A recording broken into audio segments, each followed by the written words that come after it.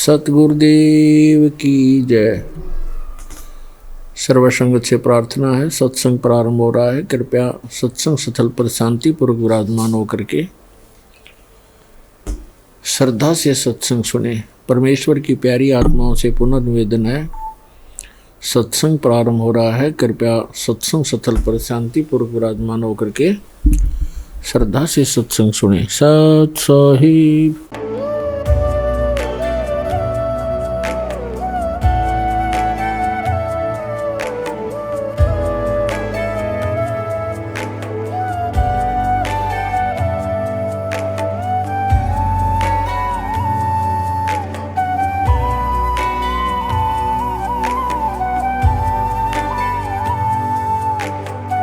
पूर्ण परमात्मा पाप कर्म दंड को भी काट सकता है। अभी तक जिस भी संत व महापुरुष से मिले, उन्होंने यही बताया कि पाप कर्म फल भोगने से ही समाप्त होगा। वो प्रभु कौन है जो पाप कर्म को काट देता है, वो काल के बंधन से छुड़वा देता है। उसका क्या नाम है, पूजा की विधि क्या है? कृपया अवश्य सुनिए जगत गुरु तत्वदर्शी संत रामपाल जी महाराज के अमृत वचन। परम पिता परमात्मा पूर्ण ब्रह्म, सर्व सृष्टि रचनहार, कुल के मालिक कबीर साहब जी की असीम कृपा से आप पुण्यात्माओं को ये सत्संग सुनने को उपलब्ध हुआ।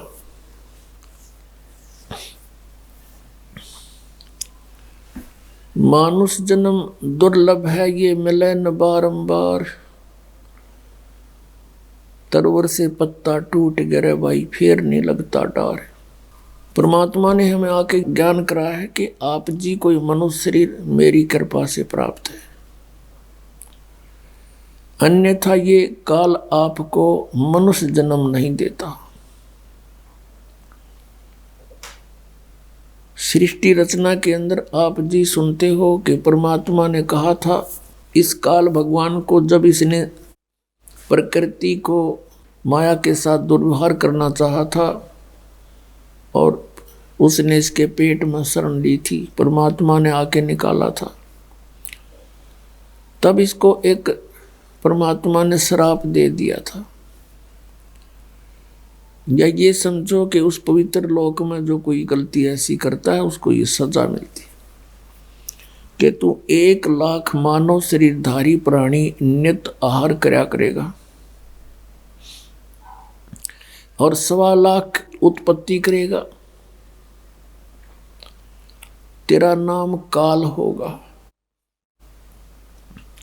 अब कई पुण्यात्मा ऐसा कहते हैं कि ये अगर परमात्मा ऐसा इसको वर ना देते, मानव शरीर के सूक्ष्म शरीर से गंध खाने का, तो ये हमें नहीं खाता। पुण्यात्माओं, ये तो हमारी जीव संज्ञा की सोच है। यदि परमात्मा इसको ये श्राप ना देता तो ये हमें मनुष्य शरीर भी नहीं देता, और मनुष्य शरीर के अंदर हम परमात्मा पा सकते हैं। इसने इतने ऊट पटांग जीव जंतुओं के शरीर गढ़ दिए, एक मनुष्य शरीर इस मनुष्य वाले प्राणी को भी एक और बना देता। तो ये परमात्मा कबीर साहब की असीम कृपा है। हमने जो गलती की थी उसका ये दंड वैसे तो बहुत कम है, लेकिन फिर भी दयालु है परमात्मा। उन्होंने ये ऑप्शन रख दिया कि मनुष्य शरीर इनको मिलेगा तब मैं इनके पास जाऊंगा, और ये कर्म अनुसार अपना सब कुछ यहाँ का विधान बना दिया। जैसा कर्म करेगा वैसा फल मिलेगा। तो ये यहाँ के प्रभु जितने हैं, श्री ब्रह्मा जी, विष्णु जी, शिव जी, दुर्गा, ब्रह्म और जितने भी यहाँ के जो अन्य देव हैं, ये केवल प्राणी को उसका किया हुआ जैसा कर्म है वैसा ही दे सकते हैं। यदि पाप कर्म है तो पाप भी भोगने पड़ेंगे, यदि पुण्य है तो पुण्य भी प्राप्त होंगे। फिर वो परमात्मा यहाँ आएगा अपना यथार्थ विधान आपको बताएगा कि इन पापों का नाश भी हो सकता है, और वो अभी तक मंत्र किसी के पास नहीं था। जैसे खेती तो चौथे सतयुग से करते हुए आ रहे हैं किसान, अभी तक ये औषधि की खोज नहीं हुई थी कि फसल के अंदर जो खरपतवार उत्पन्न हो जाता है उसको ऐसी कोई औषधि नहीं थी जो उसको समाप्त कर दे और फसल सुरक्षित रह जा। अब उसकी खोज होगी। फसल में कितना ही खरपतवार हो, एक ऐसी मेडिसिन खोज कर दी है वैज्ञानिकों ने कि सिंचाई करते समय जल के अंदर उसको डाल दिया जाता है, वो सभी फसल के अंदर से पानी वाटर के साथ चली जाती है और गेहूं का कोई फसल को हानि नहीं करती, खरपतवार का नाश कर देती है, जिससे वो फसल अच्छी तरह फल फूल जाती है। इसी प्रकार परमात्मा का ये सत्य नाम जो है, सच्चा नाम 2 अक्षर का, और तीसरा सार नाम, वो तो कहना ही क्या है। ये वो औषधि है जो हमारे पापों का नाश कर देती है, पुण्य सुरक्षित रह जाती है। जब ही सतनाम हृदय धरो भयो पाप को नाश, और जैसे चिंगारी अग्नि की भाई पड़े पुराने घास। परमात्मा ने बताया कि आपके सभी पाप ऐसे नाश हो जाएंगे जिस प्रकार ढेर सारे सूखा घास पड़ा हो, चाहे हजारों क्विंटल पड़ा हो, उसमें एक माचिस की सीख जला कर लगा दे, सभी जलकर सवा हो जाते हैं, और चलती है तेज हवा आंधी, उस राख को भी कहीं की कहीं पटक देती है, तो फील्ड क्लियर हो गया। इसी प्रकार परमात्मा कहते हैं, जैसे सूरज के आगे बदरा, ऐसे कर्म छयारे, और प्रेम की पवन करे चितमंजन, फिर झलके तेज नयारे।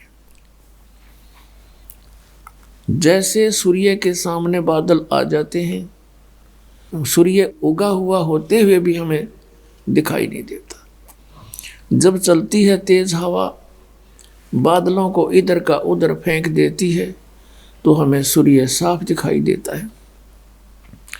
इसी प्रकार अभी तक जिन्होंने परमात्मा को देखा नहीं, जाना नहीं, उन्होंने परमात्मा के विषय में अटकलबाजियां की कि वो प्रकाश ही प्रकाश है, वहाँ कुछ है नहीं। तो यहाँ परमात्मा कहते उनके सामने बादल छाए थे पाप कर्मों के छाया ऐसे थी जैसे बादल आगे अड़गे हों, और उनके पास वो मंत्र था नहीं जिससे पाप नाश हो जाए और जिससे वो परमात्मा को देख सके और यथार्थ सतिथि बता सके। जिन महापुरुषों को परमात्मा आए स्वयं आकर के मिले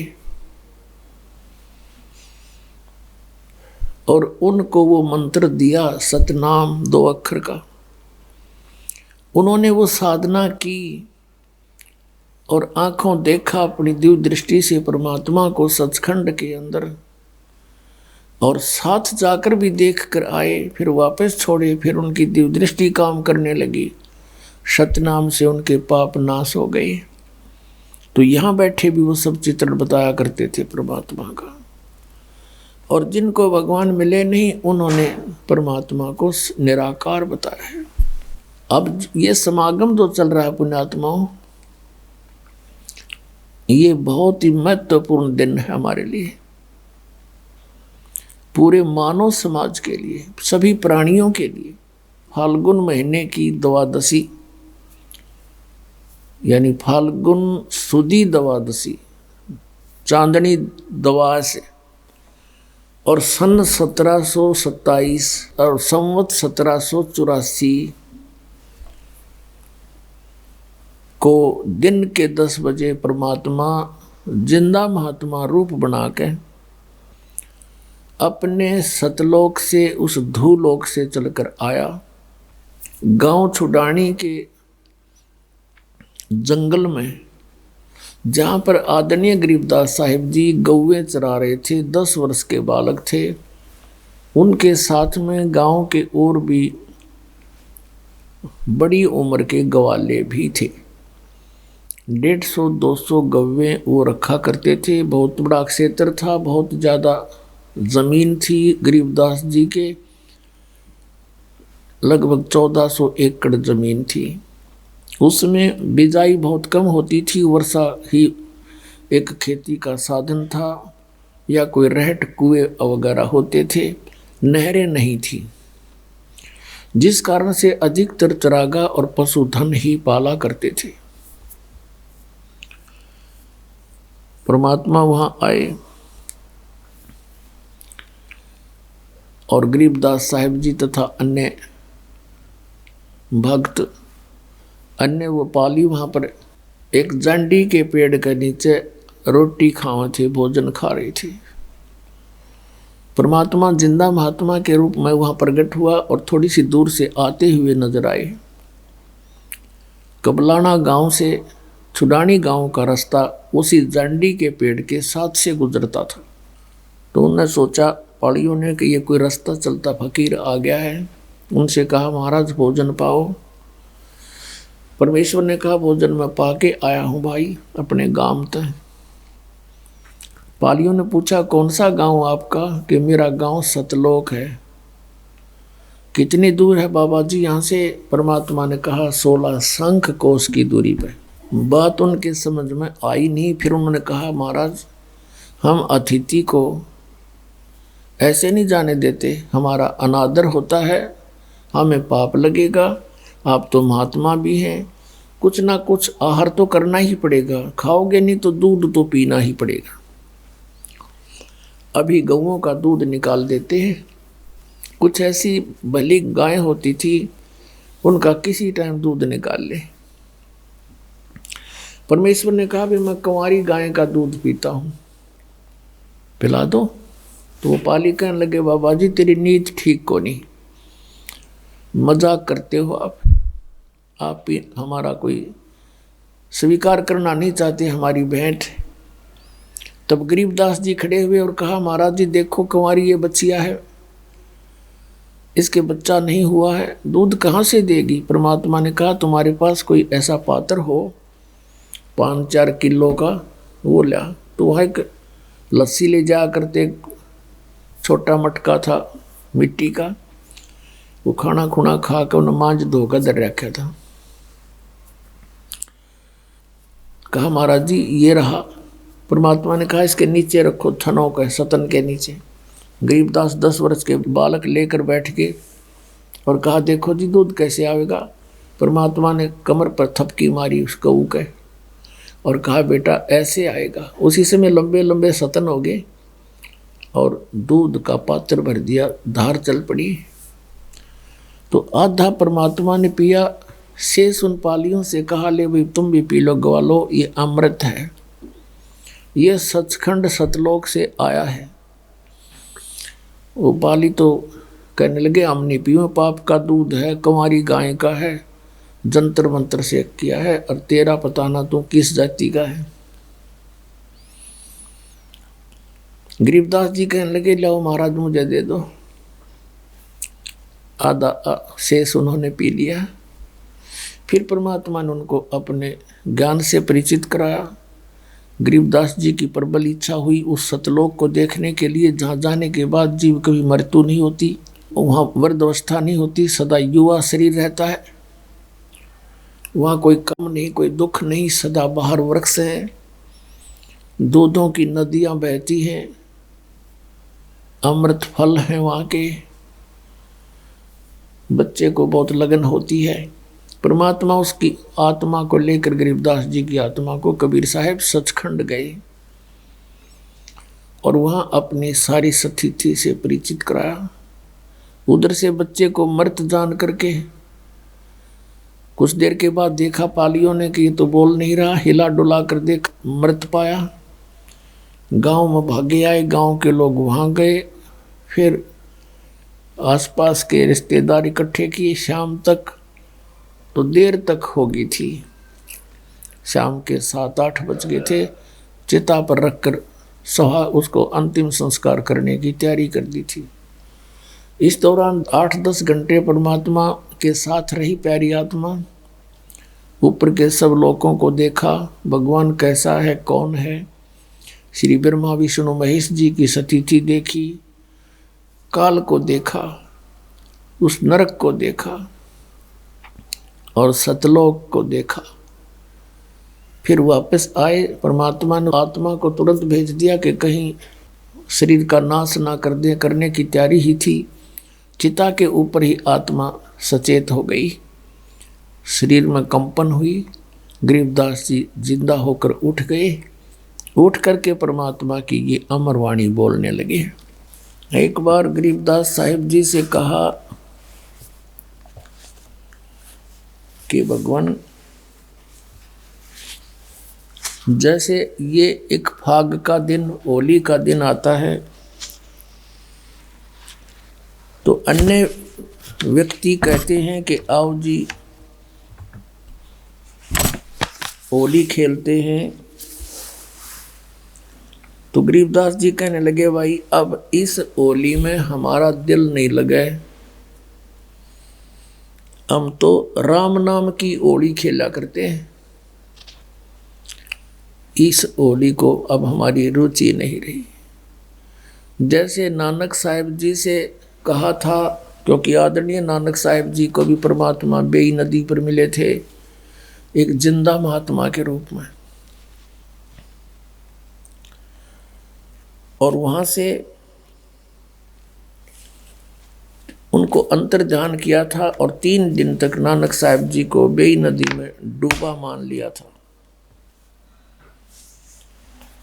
और फिर उनको भी इस लोक की स्थिति से और सतलोक की महिमा से और सतपुरुष की महिमा से परिचित करा के, अपने आप से परिचित करा के उनको फिर वापस भेज दिया था।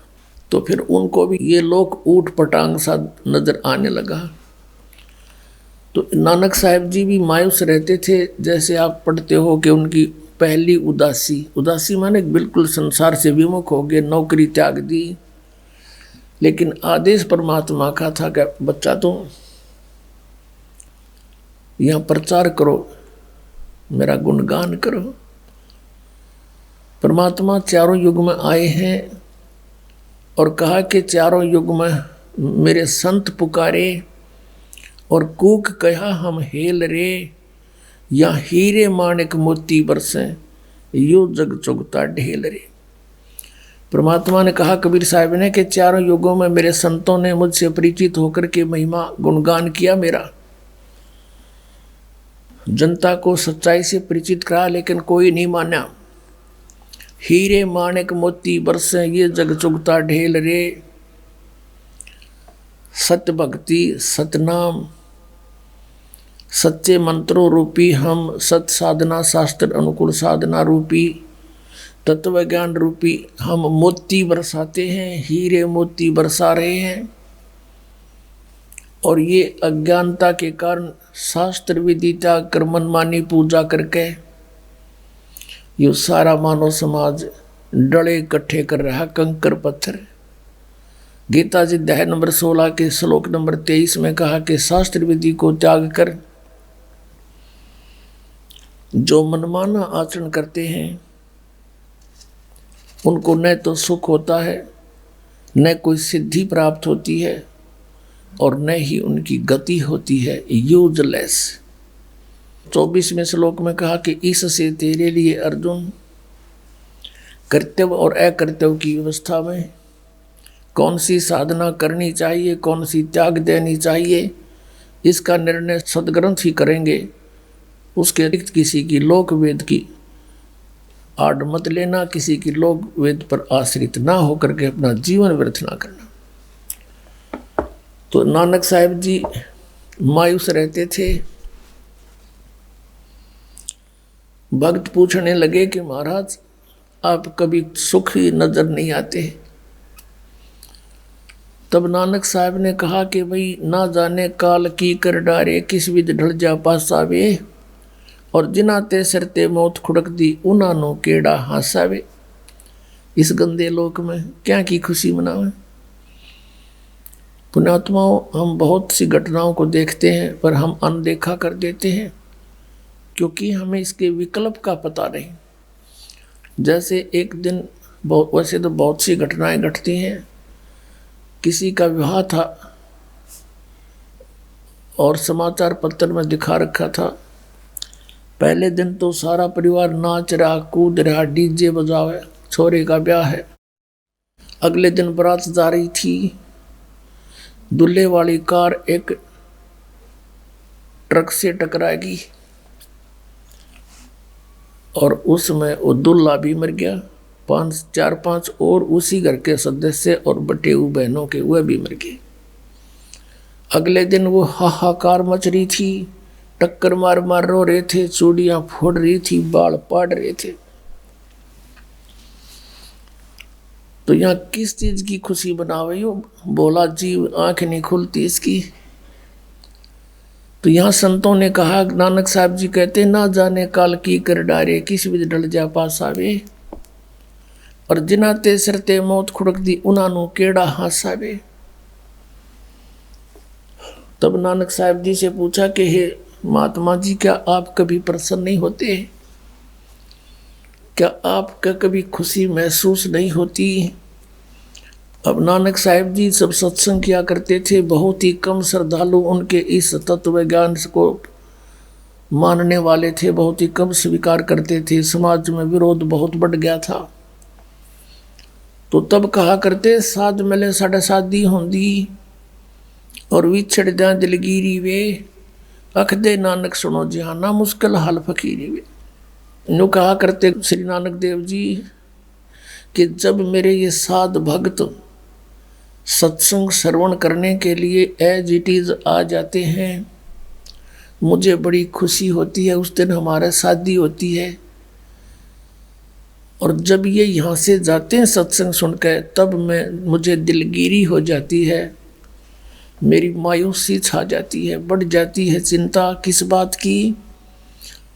कि ये बच्चे मुश्किल से सेट किए हैं भगवान के मार्ग पर और बाकी अन्य जितने भी संत पंथ ये सभी काल के मार्ग को दृढ़ा रहे हैं।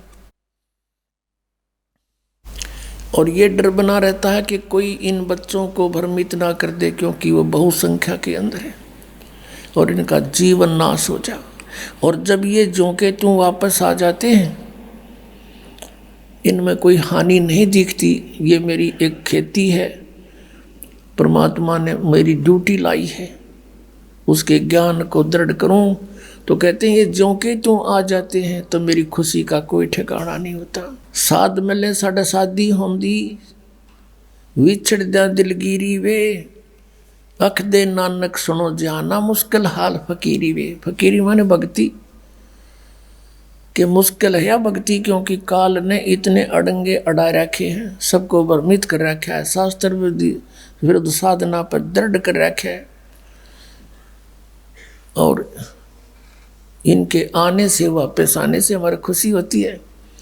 अब गरीबदास साहिब जी भी यही कह रहे थे कि भैया नकली होली यहाँ की हम नहीं खेल सकते,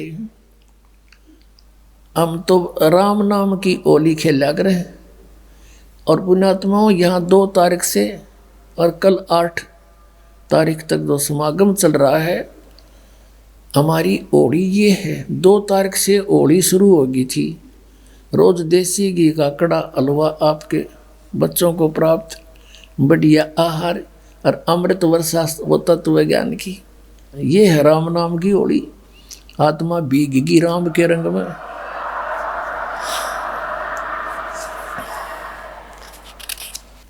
आप जी ने कबीर सागर में कल पढ़ा था कि परमेश्वर कबीर जी ने कहा था कि 12वां पंथ जो गरीबदास जी का होगा, उसमें गरीबदास जी के द्वारा मेरी महिमा की वाणी प्रकट होगी। यथार्थ ज्ञान मैं उसके माध्यम से प्रकट करूंगा। गीता जी अध्याय नंबर 4 के श्लोक नंबर 32 में कहा है कि उस परमेश्वर के मुख से उच्चारित वाणी में ये भक्ति मार्ग यज्ञों की जानकारी विस्तार के साथ कही गई है। वो ज्ञान है और वो परमात्मा ने खुद अपने मुख कमल से बोला है। वो सच्चिदानंद घन ब्रह्म की वाणी है, वो तत्व ज्ञान है। चौथे अध्याय के 34वें श्लोक में गीता जी में कहा कि उस ज्ञान को तू तत्वदर्शी संतों के पास जाकर समझ, वो परमात्म तत्व के जानने वाले तुझे उस तत्व ज्ञान का उपदेश करेंगे। इससे सिद्ध है कि गीता ज्ञानदाता भी कंप्लीट स्पिरिचुअल नॉलेज नहीं रखता। ऑप्शन छोड़ दिया कि उसको तो तत्वदर्शी संत बताएंगे जो पूर्ण कंप्लीट ज्ञान है। तो वो कंप्लीट ज्ञान कबीर परमेश्वर ने स्वयं अपने मुखारविंद से बोला था। कबीर वाणी, कबीर बीजक, कबीर जी की साखी, ये सब मालिक ना आकर बोली थी। कहा 33 अरब ज्ञान हम भाख्या और मूल ज्ञान हमने गुप्त ही रखा। तो उसमें बहुत विस्तार के साथ कहा है। तो वो ज्ञान फिर कबीर पंथ के व्यक्तियों ने, घुसे हुए काल के दूतों ने कबीर सागर में कुछ गड़बड़ी की तो परमात्मा ने गरीबदास जी के कंप्यूटर में डाल दिया अंतःकरण में सारा ज्ञान। फिर उन्होंने एज ए टेप रिकॉर्डर पे बोल दिया। वो वाणी आपको सुनाते हैं। क्या बताते हैं? तेरे दर्पण दाग लग्या रे, तेरे दर्पण दाग लग्या रे भैया रे, तेरे दर्पण जड़पाहन जगत ठग्या रे। अब क्या बताते थे गरीबदास साहिब जी परमात्मा से प्राप्त ज्ञान को कि उस समय छुआछात बहुत थी और ब्राह्मण वर्ग अपने आप को बहुत ज़्यादा श्रेष्ठ मानते थे। एक जाति का अभिमान चरम सीमा पर था। उस समय उनको समझाने के लिए चेष्टा की थी कि भाई परमात्मा के घर में हिंदू ब्राह्मण शूद्र ये नहीं है, ये तो कर्माधार से मानव ने अपने डिवाइड किए थे काम। अब तुम एक दूसरे से इतने दूर हो गए, तुम एक पिता की जीव हो, माँ के पेट में भी तुम एक ही स्थिति में थे। ब्राह्मण भी बाहर आया माँ के गर्भ से जब जेर में लपेट का आया था और बाहर ना कर तू ना धोगा ब्राह्मण बन गया। और ऐसे ही शूद्र आया था, ऐसे ही क्षत्रिय, ऐसे ही वैसे आया था। तो अंतर है कर्म का। कहते ऊंच नीच इस विध है लोई और कर्म कुकर्म कहाँ में दोई। बुंडे कर्म करनिया, दुष्ट कर्म करनिया, चाहे ब्राह्मण है चाहे अक्षत्रिय शूद्र है वैसे है, वो तो नालायक आदमी है, दुष्ट है। और अच्छे काम करनिया किसी भी जाति में है वो नेक आत्मा है। ऊंच नीच इस विध है लोई और कर्म कुकर्म कहाँ में दोई। तो यहाँ क्या बताते हैं? तेरे दर्पण दाग लग्या रे भैया रे, जड़पाहन जगत ठग्या रे। इन पंडितों को जो ब्राह्मण गुरु पद पर विराजमान थे उनको कहा परमात्मा ने, संतों ने। आम जाति से कोई लिंक नहीं था इसका। जैसे मेरे दादा गुरुजी जाट जाति से थे, गांव छावला दिल्ली में, नजफगढ़ से गुड़गांवा रोड पर। तो वो 4 विषय के आचार्य हो गए, काशी विद्यापीठ पढ़ के, और पंडित चिदानंद कहलाए। पंडित चिदानंद खरखोदा के पास एक छोटा सा गांव है गोपालपुर, वहाँ आज भी आश्रम विद्यमान है, उस पर लिखा है पंडित चिदानंद आश्रम गोपालपुर। और मेरे गुरुदेव थे वो ब्राह्मण जाति से थे। गांव पैतावास बड़ा, जिला भिवानी दादरी के पास। और वो अपने आप को पंडित नहीं कहते थे, वो तो संत कहते थे। तो हमने एक परंपरागत जाति मान ली। तो जाति से यहाँ लिंक नहीं है, यहाँ केवल जो गुरु पद पर विराजमान है, जो अपने आप को वेदों और गीता के मार्गदर्शक मानते हैं और शास्त्र विरुद्ध ज्ञान देकर जनता को भ्रमित कर रहे हैं, उनके विषय में कहा है कि तुम सच्चाई से दूर होकर अन्य नियम बनाकर बैठ गए, ऊंच नीच में उलझ गए। जय तू ब्राह्मण और ब्राह्मणी जाया तो आन बाट क्यों नहीं आया। अगर तू ब्राह्मण है और तेरी माँ भी ब्राह्मणी है और सब तुम औरों को नीच समझते हो, तो तू माँ के जैसे और उत्पन्न हुए उसी तरह तू उत्पन्न हुआ है, तो कित और का आता खोए खाए में गले कड़के जो मानते तू ब्राह्मण साहब, यानी तेरे रास्ते सारे न्यारे हैं। तो क्या बताते हैं, ते गाला कंद जनेऊ तू भूला बाट बटेऊ, तेरा दर्पण दाग लग्या रे भैया रे जड़पाहन जगत ठग्या रे। ते घाल्या कंद जनेऊ तू भूला बाट बटेऊ, कमल तुम्हारा मुद्दा एक जननी एक दूधा, है सब हाड चाम मल गुदा, यम को ब्राह्मण कुण शूद्रा। ते भेद न जाण्या धुर का, ये सब एक चाम तन बुरका। बुरका माने कवर, ये बुरका पहरा करते देखे अपने मुसलमान के औरतें, उसको बुरका कहें, ऊपर से लेकर नीचे तो ढक लें कपड़े थे एड्डी ताई, कहते हैं यू हार्ड चाम तन बुरका, यू हार्ड चाम का बुरका पहन रहे हो, सबका एक जैसा है। ते ज्ञान न पाया गुरु का, यम कौन हिंदू कौन तुर्का, सब एक चाम मल धीरा, यम को चेला को पीरा। तुम छानो नीर और खीरा, होगा घर चौड़ हदीरा। क्या 68 तीर्थ नहाए, द्वारका में दाग दगाए, जहाँ रहते अनगिन मीना, जिन झिमर को गल दीना। बहुविध भिन्न आचारी, यो झूठा खेल जुआरी, सतनाम गरीब सहाई, गट मुझसे खा बिलाई। ओए होए, अब क्या बताते हैं कि ए पंडित जी तन गलमज ने उगाल के तू बन गया ब्राह्मण, तू तो रास्ता भूल गया, तो भूल्या बाट बटेऊ। बटेऊ होता है राह चलता, यानी जो बाट चल रहा है, यानी भक्ति मार्ग को तू भूल गया, दूसरी दिशा पकड़ गया, शास्त्र विधि त्याग कर मनमाना आचरण कर रहा है, जिस कारण से तेरी विधि भक्ति की खराब होगी, तेरा जीवन व्यर्थ हो रहा है। क्या बताते हैं कि तूने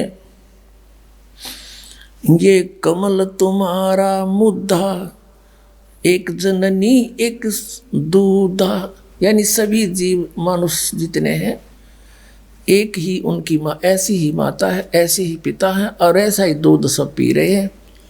फिर क्या बताया है कि यो कमल तुम्हारा मुद्दा, तेरे दर्पण दाग लगा रे, तेरे अंतःकरण में मैल लाग गया, तुझे तत्व ज्ञान नहीं, जिस कारण से भ्रमित होकर के तू मानव के अंदर भी अंतर मान रहे हो, और उस अंतर को भी नहीं मानना आता तुमने, तुम केवल जाति और मजहब से ही डिफरेंशिएट करते हो। यहाँ बताते हैं, ये कहते हैं कमल तुम्हारा मुद्दा, हमारे शरीर में कमल बने हैं, मूल कमल, फिर स्वाद कमल, नाभि कमल, हृदय कमल और ये कंठ कमल, फिर त्रिकुटी कमल, सहस्रार कमल। इनमें क्या बताया है कि तुम्हारी साधना ठीक ना होने से तुम्हारे कमल जितने हैं वो मुरझाए पड़े हैं, मुद्दे हो रहे हैं, उल्टे हो रहे हैं। न्यू अपने आत्मा हमारे कमल जो है सबके, जब तक यह सत भक्ति सतनाम और ये मंत्र आपको देते हैं, प्रथम मंत्र नहीं मिलता, तब तक सबके कमल सुकड़ी पड़ी हो, अंतड़ियाँ अंदर छोटी छोटी सी अंतड़ी होती, छोटी छोटी पत्ती सी, जैसे कमल के फूल की पत्ती होती है, इस प्रकार की छोटी छोटी पत्ती सी होती है आत्ता की,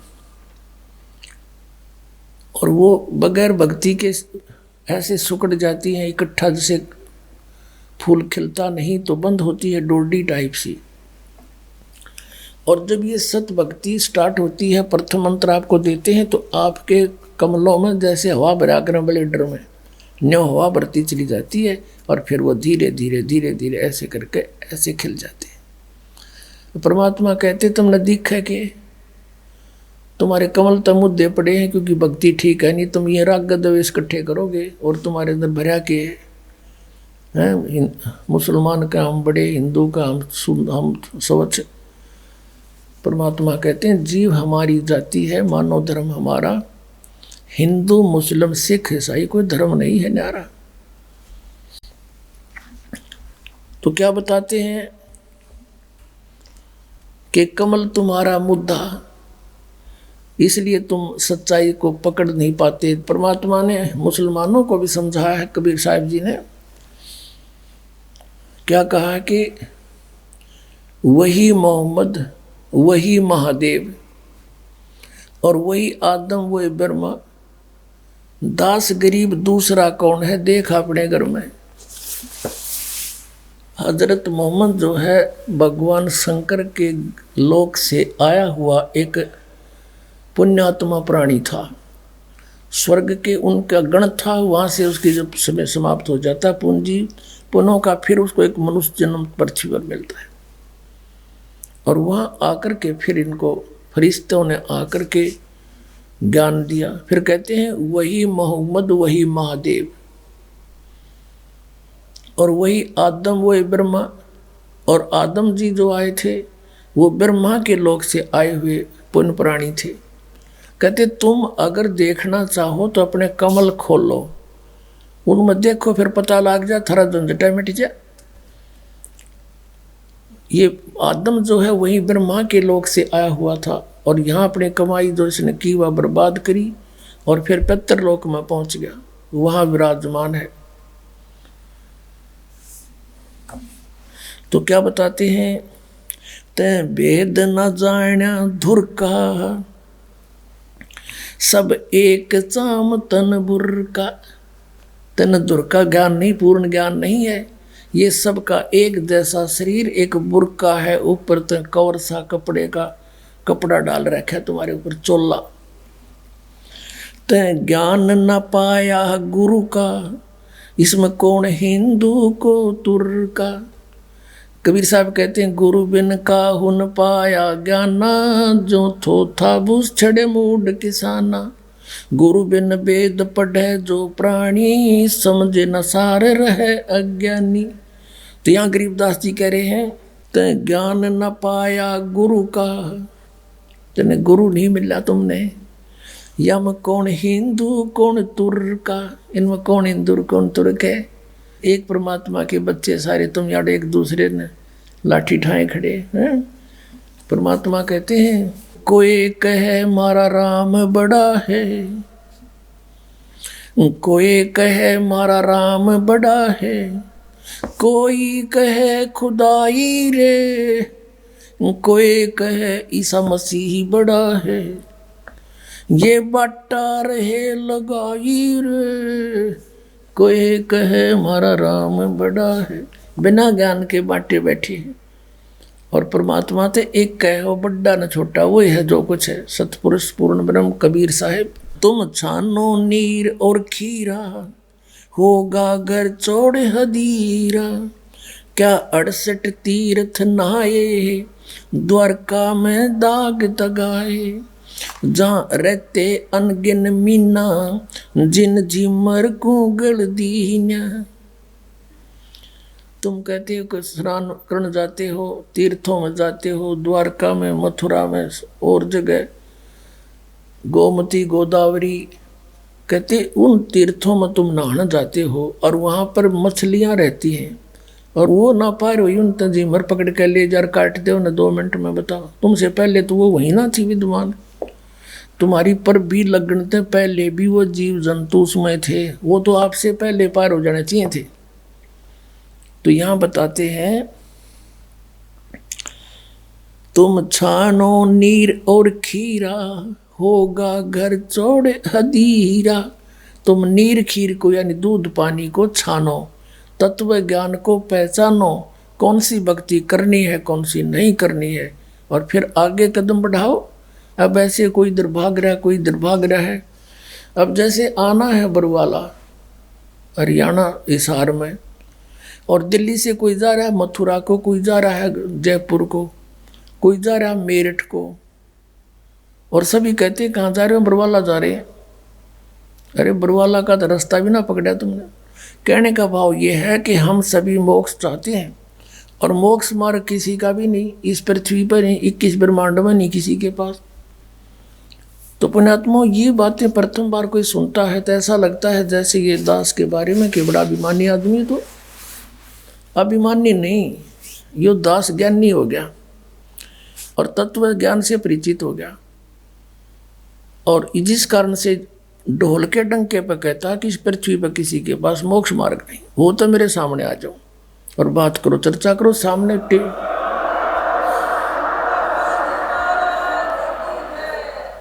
और कराओ एक चैनल बुक और होने दो। ये होने लग रहा साधना चैनल पर, सब छुपे बैठे, कोई नहीं आगे आता। नहीं आओगा, जनता तो समझदार है, पता लगेगा कि क्यों छुपे बैठे हैं। इतना कुछ कह रहा है ये दास, कोई नहीं बोलता। बहुविध भिन्न अचारी, यो झूठा खेल जुआरी, सतनाम गरीब सहाई, गट मुझसे खा बिलाई। कहते हैं एक सतनाम, गरीबदास जी कहते हैं एक सतनाम ही सच्चा सहारा है जीव का, अन्यथा ये मन इस जीव को दुखी कर रहा है, बर्बाद कर रहा है। आज हमारे रंग संत समागम है रे, कथा कीर्तन गावन जावन बहुत सुने प्रसंग, मन की कुटिलता छूटत नाही, यो मन बसे भुजंग।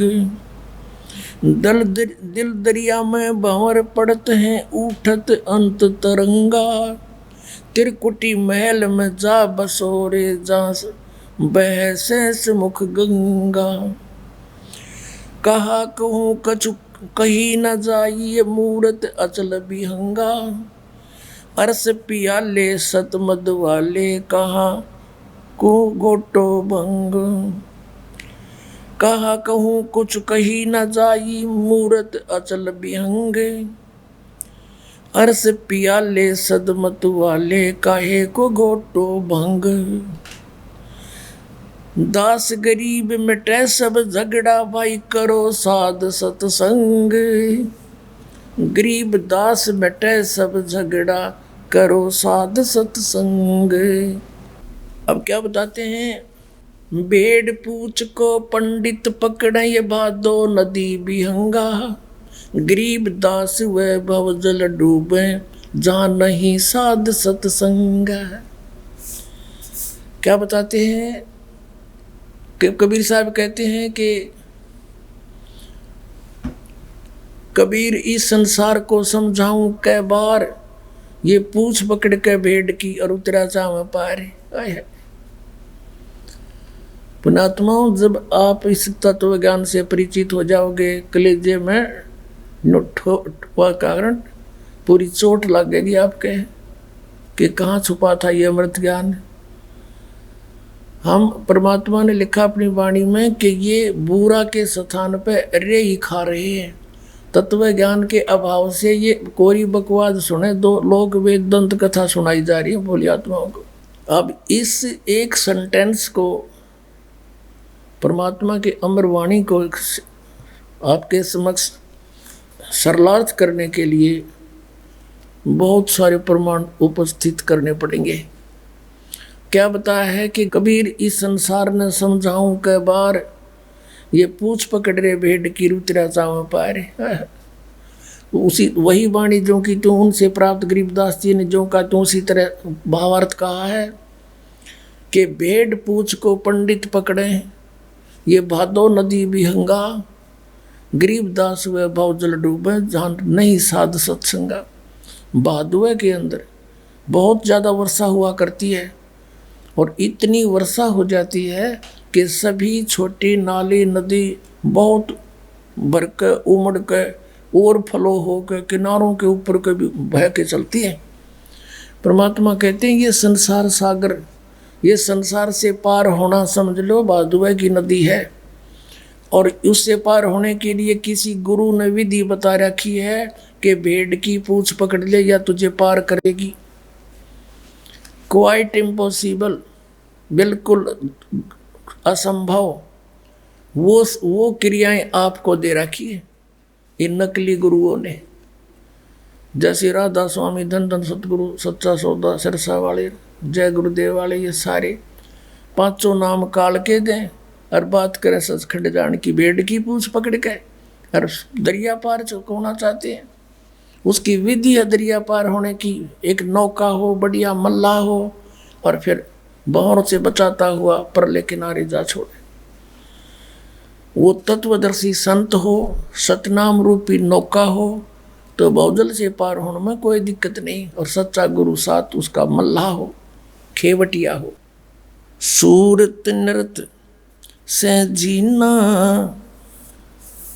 वो कैसे नजर आवे, पट्टन घाट परम पद पैड़ी उतरेंगे परवीना। पट्टन घाट परम पद पैड़ी उतरेंगे परवीना। शब्द मोहोदित गर्जत है रे दिल दरिया दुर्बीना। पाक मोहब्बत ला पुरुष से साफ करो तन सीना। कुंभक रेचक राम रसायन उल्टी पवन चढ़ीना। अर्थ धर्म और काम मोक्ष हो कारज सकल सरीना। जन्म जौहरी के घर पाया परख लाल दुर्बीना। तीन लोक का राज दिया तो सुरपति कहा कमीना। गर्व गुमान दूर कर बोरे ये तो बात भली ना। आदीनी की राह पकड़ ले होए रहो सबसे हीना। बड़े बड़ों तो मूल गंवाया छोटे बड़े करीना। काम देनु काया के माही अमृत दू कर पीना। तन के जोगी और मन के भोगी इंद्री नहीं कसीना। सुरत नृत दरबार हंसनी मैलो नहीं दसीना। जय सिर जाए सिर नहीं दीजे यो पद अजर जरीना। सतगुर सार वस्तु बतलावे और पारस लो घसीना। दर्द बंद दरवेश समझे मूर्ख कहाँ कलीना। जिनको का दीदार जिनको तो दीदार कहाँ जो आत्म बिरह जरीना। रोम रोम द्वारा देही जैसे अंग पसीना। ऐसे ररंकार रट बोरे ओ हम सुमरीना। मान सरोवर के जल रहावो ये छाड़ो मकर महीना। गरीब दास ब्रह्मा विष्णु खवासी करें गरीब दास के दीना। अब कितना क्लियर कर दिया परमात्मा ने कि ये तो मंत्र सतनाम भाई, इसके भक्ति बिना कति सरीना सरय नहीं, इसका सुमरीना। और कहते हैं उस सतपुरुष के घर पर ये ब्रह्मा विष्णु करें चाकरी नौकर गरीबदास कह दीना। हमने कह दी साची बात। गगन मंडल में गुमट है रंग होरी हो। जहाँ श्वेत ध्वजा फर्राही राम रंग होरी हो। आदरणीय गरीबदास साहिब जी बताते हैं हम कौन सी होली खेलते हैं भाई। गगन मंडल में गुमट है रंग होरी हो। जहाँ श्वेत ध्वजा फर्रावे राम रंग होरी हो। सतलोक में अरसकुर पर श्वेत गुमट है जहाँ सतगुरु का डेरा। जैसे आपने ऋग्वेद मंडल नंबर 9 सूक्त 96 के मंत्र 18 में आपको दिखाया कि वो परमात्मा उस तीसरे मुक्ति धाम सतलोक में रहता है। और वहाँ एक बहुत सुंदर सफ़ेद गुम्मट के अंदर गुम्बज उसमें रहता है, बहुत बड़े गुम्बज में। उसका यही आप गरीबदास जी कह रहे हैं गुम्मट। गगन मंडल में गुम्मट है रंग होरी हो। जहाँ श्वेत ध्वजा फर्रावे राम रंग होरी हो। उसके ऊपर सफेद ध्वजा परमात्मा का झंडा फहरा रहा है। बुद्धि बाणी से अगम है रंग होरी हो। सुरत नृत जहाँ लावे राम रंग होरी हो। अब चले हैं नीचे से सभी शरीर के बताने लगे हैं। नाभि कमल ब्रह्मा भय रंग होरी हो, ये सर्जे विष्णु महेश राम रंग होरी हो। त्रिगुण माया बिस्तरी रंग होरी हो, और सकल परवेश राम रंग होरी हो। चंद सूरज पानी पवन रंग होरी हो, कच्छ मच्छ कूरम्ब राम रंग होरी हो। ओम मंत्र आदि है रंग होरी हो, ये रचे सकल आरंभ राम रंग होरी हो। तीन गुणन पर तखत है रंग होरी हो, पांच तत्व पर काश राम रंग होरी हो। सुर नर मुनि जन देवता रंग होरी हो, सावतरी और गौरी राम रंग होरी हो। लक्ष्मी विष्णु के संग है रंग होरी हो, कमलापति में बवर राम रंग होरी हो। किन्नर भूत पिशाच हैं रंग होरी हो, दान्य अंत अपार राम रंग होरी हो। राक्षस कारा सा कहूँ रंग होरी हो, रचे सकल परिवार राम रंग होरी हो। गण गंधर्व ज्ञानी गुनी रंग होरी हो, चतुर्मूढ़ अनंत राम रंग होरी हो। ओम नाद अगाध है रंग होरी हो, अजब नवेला कंत राम रंग होरी हो। लख 84 जाति है रंग होरी हो, ये चार खानी के जीव राम रंग होरी हो। अंड्रज जेरज उद बुदा रंग होरी हो, श्वेत खान रच पीव राम रंग होरी हो। अब क्या बता रहे हैं गरीबदास साहिब जी कि ये सभी राम नाम की होरी यानी भगवान को पाने की ट्राई कर रहे हैं। सावित्री, ब्रह्मा, विष्णु, कृष्ण जी, शंकर भगवान और सभी देवता, ये सभी मालिक को चाह रहे हैं, पर इनको रास्ता ठीक मिला नहीं।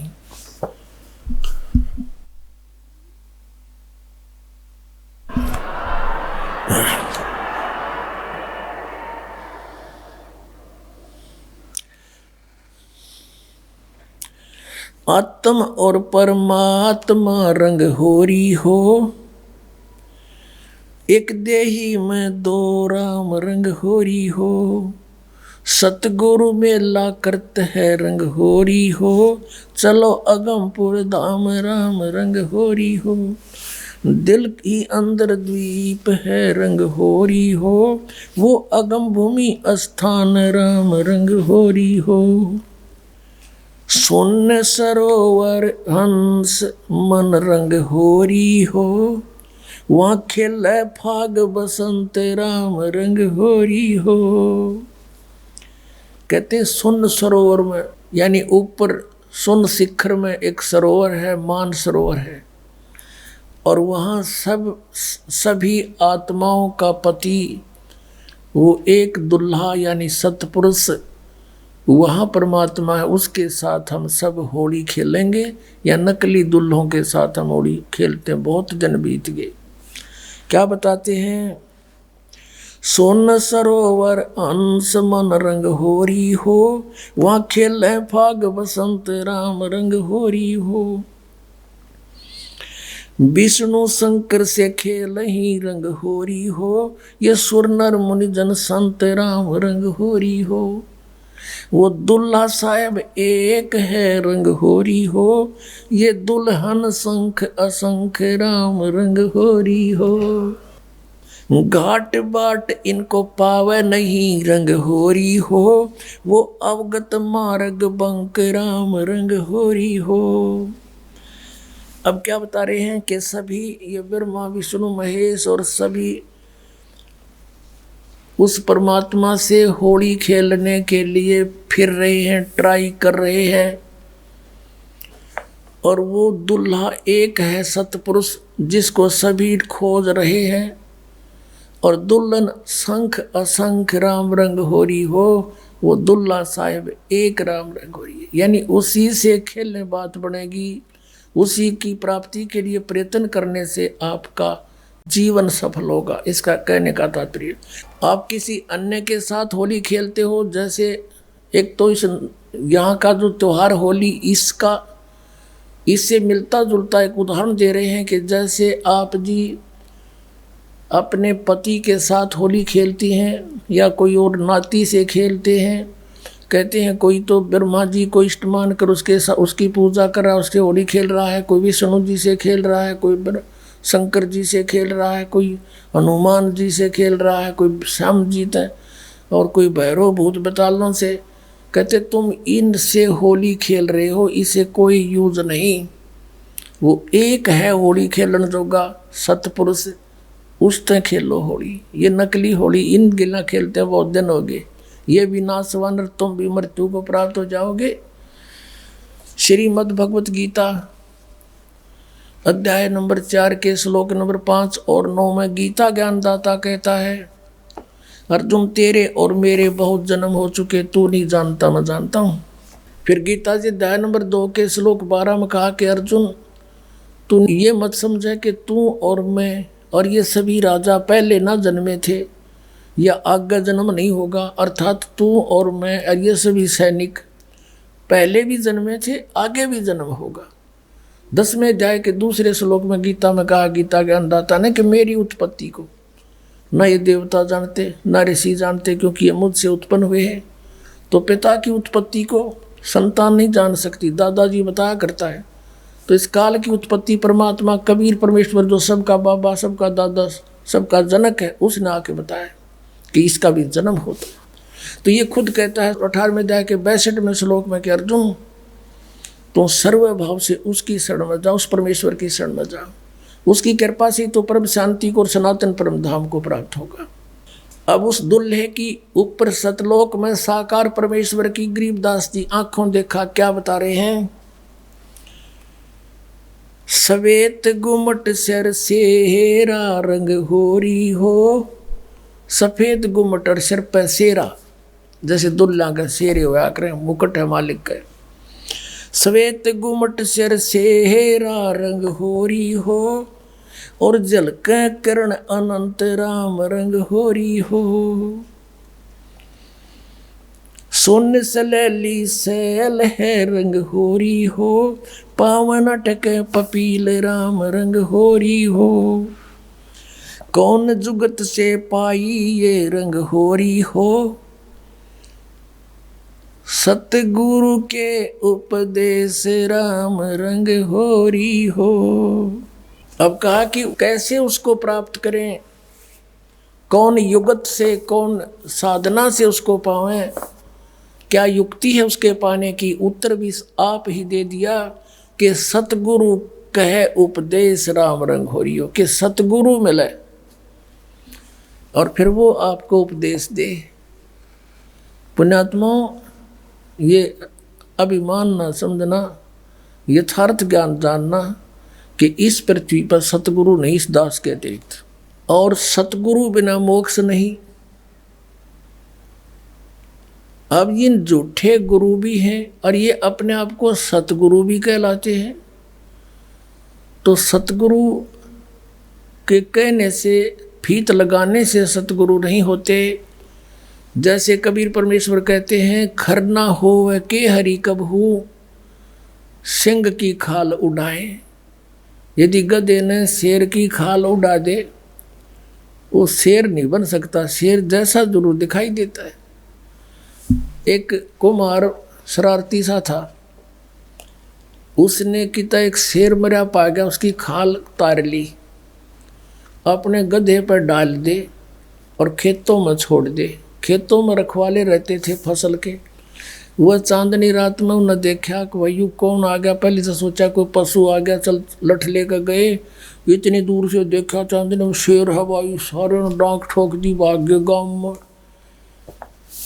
अब वो छक्के खा के खेती अपने सामने, वो सुबह सुबह वक्त से कुमार फिर आके ले जाए उसने। ऐसे कई दिन बीत गए, बहुत सा नुकसान भी हो गया। तो वो कहने लगे, अब गांव में चर्चा चली, आसपास के गांव में भी चर्चा गई कि भाई एक शेर आवे है और खेती घना नुकसान करे। और तो एक कुम्हार ने सुन ली, उसने सोचा भाई शेर खेती तो नहीं खा सकता, फसल तो खाता ही नहीं वो। फिर वो समझ गया कोई कुम्हार की जालसाजी है। उसने कहा भाई उस शेर को की पहचान तो मैं करवा दूंगा। तो गांव वाले बोले भाई कैसे, कि मेरे साथ चलो। बुरख वाले बोले ना भाई, रात के समय हम नहीं जाओ। उसने उनको समझा बुझा के तुम वृक्षों पर चढ़ जाइयो और मैं भी तेरे साथ चढ़ जाऊंगा, कुछ लीला करना चाहूँ, मेरी सहयोग दो। चल भाई, वो अपने 5-4 गधे आके ले गया उड़े और वो छोड़ दिए फसल तो बाहर बनी में थोड़ी सी दूरी पे, और वो चढ़ गए वृक्षों पर। अब उसको भी डाउट था कि सचमुच शेर हो। तो थोड़ी सी देर में वो शेर आ गया, सब लोगों को देखो वो आ गया, वो आ गया, वो खाने लग रहा, खेती फसल खाने लग गया। अब थोड़ी सी देर में वो गधे जो थे उन्होंने बड़े सुर अपने लागे हर हर कर हो। तो उधर से वो शेर का भी उठी कोकू की, वो भी ला गया वहाँ से होचू करता हो उड़े आ गया। और वह खाल खोल उतर गई पड़ गई कितना हो, उड़े भाईचारा में आगे खड़ा हो गया।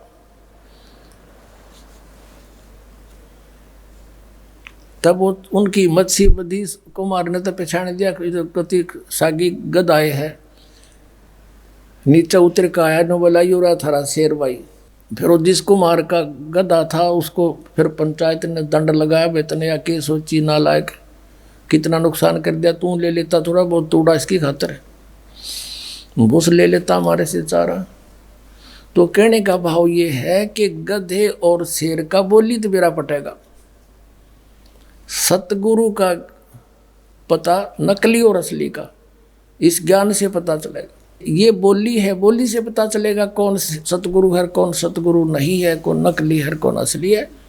अब क्या बताते हैं, खेचरी भूचरी चाचरी रंग होरी हो, खेचरी भूचरी चाचरी रंग होरी हो, और अकल अगोचर जान राम रंग होरी हो, उन मणि घर आसन करो रंग होरी हो, ओ पावे पद निर्वाण राम रंग होरी हो, 12 दल में बैठिए रंग होरी हो, उल्टा नाभ समो राम रंग होरी हो, तिरकुटी भंवर गुंजार ही रंग होरी हो, और स्वर्ण कलश को है रंग होरी हो, अमृत धारा बरस ही रंग होरी हो, ये पीवन संत सुजान राम रंग होरी हो।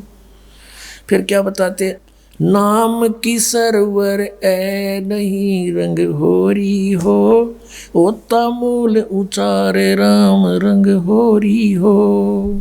कहते हैं कि ये चाचरी भूचरी खेचरी उन्मनी इनसे मालिक प्राप्ति नहीं है, नाम की सरवर है नहीं रंग होरी हो, यानी नाम की बराबरी कुछ नहीं कर सकता नाम से जो लाभ होगा। नाम की सरवर है नहीं रंग होरी हो, ओता मूल उचार राम रंग होरी हो, यानी जिसके पास वो मूल मंत्र है, मूल ज्ञान है, मूल नाम है, उससे लाभ होगा। फिर बताते हैं, काल कर्म का नाश कर रंग होरी हो, अजप्पा जाप जपै राम रंग होरी हो। अजप्पा श्वास उश्वास से, पान अपानम भेव राम रंग होरी हो, तन मन की जपेस राम रंग होरी हो, श्वासा सुमरण कीजिए रंग होरी हो, ऐसे हो परवेश राम रंग होरी हो। कहते श्वासा सिमरण कीजिए, श्वास उश्वास से सिमरण कीजिए, ऐसे प्रवेश होगा उस महल में जहाँ सब सखियों का दुल्हा रहता है। श्वासा सुमरण कीजिए रंग होरी हो, ऐसे हो परवेश राम रंग होरी हो, नाम की सरवर है नहीं रंग होरी हो, होता मूल उचार राम रंग होरी हो, काल कर्म का नाश करे रंग होरी हो, अजप्पा जाप जपंत राम रंग होरी हो, ओम सोहम नाद भरे रंग होरी हो, ये परख नवेला कंत राम रंग होरी हो। ये सतनाम बताया है कि इससे उस नाम के द्वारा श्वास उश्वास के सिमरण जप्पा जाप से उस सतलोक में जाया जाएगा। मन राजा खेलन चला रंग होरी ओ, तिरबेणी के तीर राम रंग होरी हो। मन राजा खेलन चला रंग होरी हो, पर पटन की सैल राम रंग होरी हो। पावन टके पपील के रंग होरी हो, ये पंडित लादे बैल राम रंग होरी हो। जावा महल कबीर का रंग होरी हो, राई ना ठहराव राम रंग होरी हो। चार वेद पंडित पढ़ा रंग होरी हो, ये 52 अक्षर लेख राम रंग होरी हो। वो अक्षर याम नहीं रंग होरी हो, वो रहे सतलोक में राम राम रंग होरी हो। इसमें क्या बताया है कि इन तुम चारों वेदों में वो मंत्र नहीं है जिससे परमात्मा मिले। कबीर साहब कहते हैं वेद हमारा भेद है, मैं ना वेदन के माही, और जौन वेद से मैं मिलूँ, ये वेद जानते नहीं। वो वेद कौन सा है? सूक्ष्म वेद, उसमें परमात्मा के पाणी का विधान सतनाम लिखा है क्लियर। इन वेदों में वो सतनाम नहीं है। परमात्मा कहते हैं सोहम शब्द हम जग में लाए, और सार शब्द हमने फिर भी गुप्त छिपाए। कागज कलम कलेस है रंग होरी हो, वहाँ स्याही का नहीं काम राम रंग होरी हो। तारंग मंत्र लीजिए रंग होरी हो। तारंग मंत्र पार करने वाला मंत्र ले ले। कौन सा? तारंग मंत्र लीजियो रंग होरी हो, यो सतनाम का नाद राम रंग होरी हो। वो सुकृत नाम उचार है रंग होरी हो, वो लीला अगम अगाध राम रंग होरी हो। सोहम ऊपर और है रंग होरी हो, सत सुकृत एक नाम राम रंग होरी हो। कहते हैं इस सोहम से ऊपर भी एक और नाम है जिससे मोक्ष होगा। ओम सोहम मध्य है रंग होरी हो, वो मूल मंत्र पावे राम रंग होरी हो। कहते इन मंत्रों से भी अलग वो एक और सार नाम है, मूल मंत्र है, वो नहीं मिलाते, ये भी यूजलेस है। ओम आनंदी लहर है रंग होरी हो, ये सोहम मुक्ता संद राम रंग होरी हो। अपनात्मा ये है सूक्ष्म वेद, जो इस चारों वेदों से भी जटिल ज्ञान है। हर सिंपल लैंग्वेज में ज्ञान का और लैंग्वेज का कोई मेल नहीं होता। वही ज्ञान किसी भी लैंग्वेज में हो, पर उस ज्ञान के का जानकार तत्वदर्शी संत हो, वो सब साफ कर देता है, समझ लेता है। यहाँ कहा है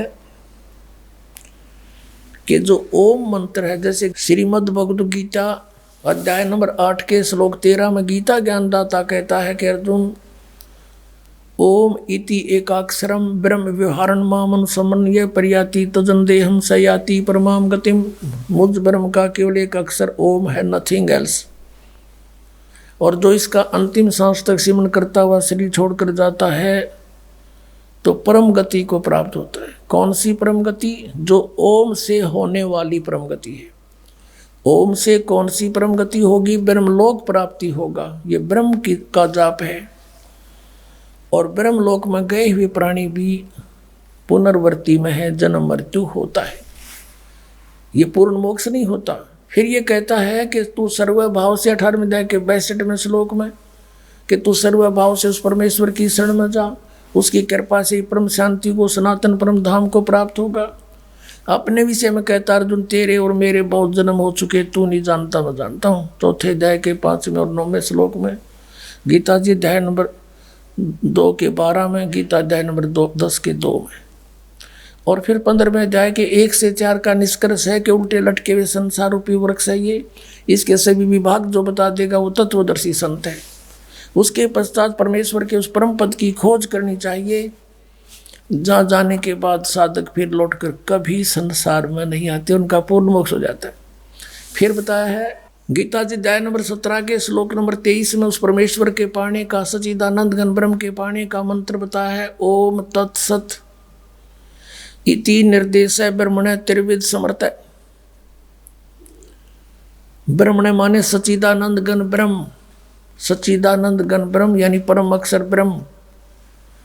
7वें अध्याय के 29वें श्लोक में गीता ज्ञानदाता कहता है कि अर्जुन उस तत्ब्रह्म से परिचित, सारे अध्यात्म ज्ञान से परिचित, सब कर्मों से परिचित प्राणी साधक केवल जरा और मरण से छूटने का ही प्रयत्न करता है, वो यहाँ की किसी वस्तु की इच्छा नहीं रखता। 8वें अध्याय के प्रथम मंत्र में गीता ज्ञान दाता से अर्जुन ने प्रश्न किया, फिर किम तत्ब्रह्म पुरुषोत्तम, कि हे कृष्ण वो कौन है फिर तत्ब्रह्म बता मेरे को। 8वें अध्याय के 3 श्लोक में गीता जी में कहा कि वो परम अक्षर ब्रह्म है। गीता अध्याय नंबर 15 के श्लोक नंबर 16 और 17 में 3 पुरुष बताए, एक सर पुरुष एक अक्षर पुरुष। 15वें अध्याय के 16वें श्लोक में 2 पुरुष, सर पुरुष अक्षर पुरुष, ये दोनों नाशवान, इनके अंतर्गत जितने प्राणी वो भी नाशवान, जीवात्मा किसी की नहीं मरती, तो अंडरस्टूड है। फिर 15वें अध्याय के 17वें श्लोक में स्पष्ट किया है कि उत्तम पुरुष है तू अन्य, और परमात्मा इति उदारते, ये लोग तेरे आविश से विवर्ती अवे ईश्वर है, वो परम अक्षर ब्रह्म है। तीसरा सरपुरुष अक्षर पुरुष तो 16वें श्लोक में, और उत्तम पुरुष इन 16वें श्लोक में वर्णित दोनों सरपुरुष और अक्षर पुरुष से कोई और है, वो परम अक्षर, वो उत्तम पुरुष वो है परम अक्षर, परम अक्षर ब्रह्म जो 8वें अध्याय के 3 श्लोक में जिसके विषय कहा, और वही परमात्मा कहलाता है, वही तीनों लोकों में प्रवेश करके सबका धारण पोषण करता है, वो है अविनाशी परमात्मा परमेश्वर। तो गीता जी अध्याय नंबर 17 के श्लोक नंबर 23 में इन 3 पुरुषों का मंत्र न्यारा न्यारा बताया। पुण्यात्माओं, हमने जैसे जल पाना है, जल पाना है, हम पूजा जल की कर रहे हैं, वो कैसे मिले, कौन से औजार हैं जो जल प्राप्त हो। जमीन में जल है तो हैंडपंप लगाने का सारा जो इंस्ट्रूमेंट है वो सारे लाने पड़ेंगे, और फिर वो कोई पूजा नहीं कर रहे हमें, वो तो हम पूज्य वस्तु को पाने के लिए मेहनत कर रहे हैं, मजदूरी साधना कर रहे हैं। तो उस परम अक्षर ब्रह्म को यानी सच्चिदानंद घन ब्रह्म के पाने का ओम तत् सत यानी उस सतलोक में जाने का, उस परम पद में, परमेश्वर के उस परम पद में जाने का, जहाँ जाने के बाद फिर कभी लौटकर संसार में नहीं आते, वो ये साधन है, ये साधना है। ये ओम तत्सत कोई पूजा नहीं या मजदूरी है उस जल के पाने के लिए। ओम ब्रह्म का, सरपुरुष का, इस ओम नाम के जाप से 18वें अध्याय के 66वें श्लोक में ये ब्रह्म गीता ज्ञानदाता श्री कृष्ण में प्रवेश करके बोल रहा है। ये कहता कि सर्वधर्मान परित्यज्यमाम एकम शरणं व्रज, मेरे सतर की जो पूजाएं हैं ब्रह्म सतर की, उनको मुझे छोड़ दे, और उस एकम माने उस सर्वशक्तिमान जिसका बराबर दूसरा नहीं है उसके पास जा, फिर मैं तुझे सब पापों को छोड़ दूंगा, मोक्ष कर दूंगा, तू चिंता ना करे। अब हमने किसी का कर्जा ले रखा है, कर्जा उतरा नहीं तो उसने मजदूर बना लिए, और हमारा किसी अच्छे साहूकार से जो है ना मेल हो गया और उसने उसका कर्जा दे दिया, अगले भाई छोड़ इसको मैं ले जाता हूँ, वहाँ मजदूरी करें, तेरे वहाँ बैठा दिया पंखे के तले नीचे कलम दिवा के, ले बेटा कराड़ा बढ़िया नौकरी दोगुना दूंगा तनख्वाह तुझे, तो वो अब पे छोड़ देगा, फिर मजदूरी नहीं कराएगा, उसका पैसा मिला। तो हम ओम नाम के जाप को, ब्रह्म के जाप को, ब्रह्मलोक में नाश कराते थे इस कमाई को, और ये 500 यज्ञ जो करते थे ये भी यही उसी ब्रह्मलोक में खा लेते थे देवता बन के। तो अब हम इस ओम इन मंत्रों के प्रतिफल में कुछ नहीं लेंगे इससे, इसकी पूंजी नो की नो दे देंगे। अक पकड़े अपनी तो छोड़ मारा पीछा। 18वें अध्याय के 66वें श्लोक का ये अर्थ है कि गीता ज्ञानदाता कहता कि मेरे सतर की सभी धार्मिक पूजाएं सर्वधर्मान परित्यज माम एकम शरणम व्रज। मेरे सतर की सब पूजा मुझे छोड़ दे, उस एक जिसके बराबर दूसरा नहीं, उस परम अक्षर ब्रह्म की शरण में जा। अरे इन्होंने व्रज माने आना कर रखा सारे अनाड़िया ने, किसी ने कख का पता नहीं था, सारा सदग्रंथों का अनर्स कर डाला, भोली जनता को गुमराह कर दिया।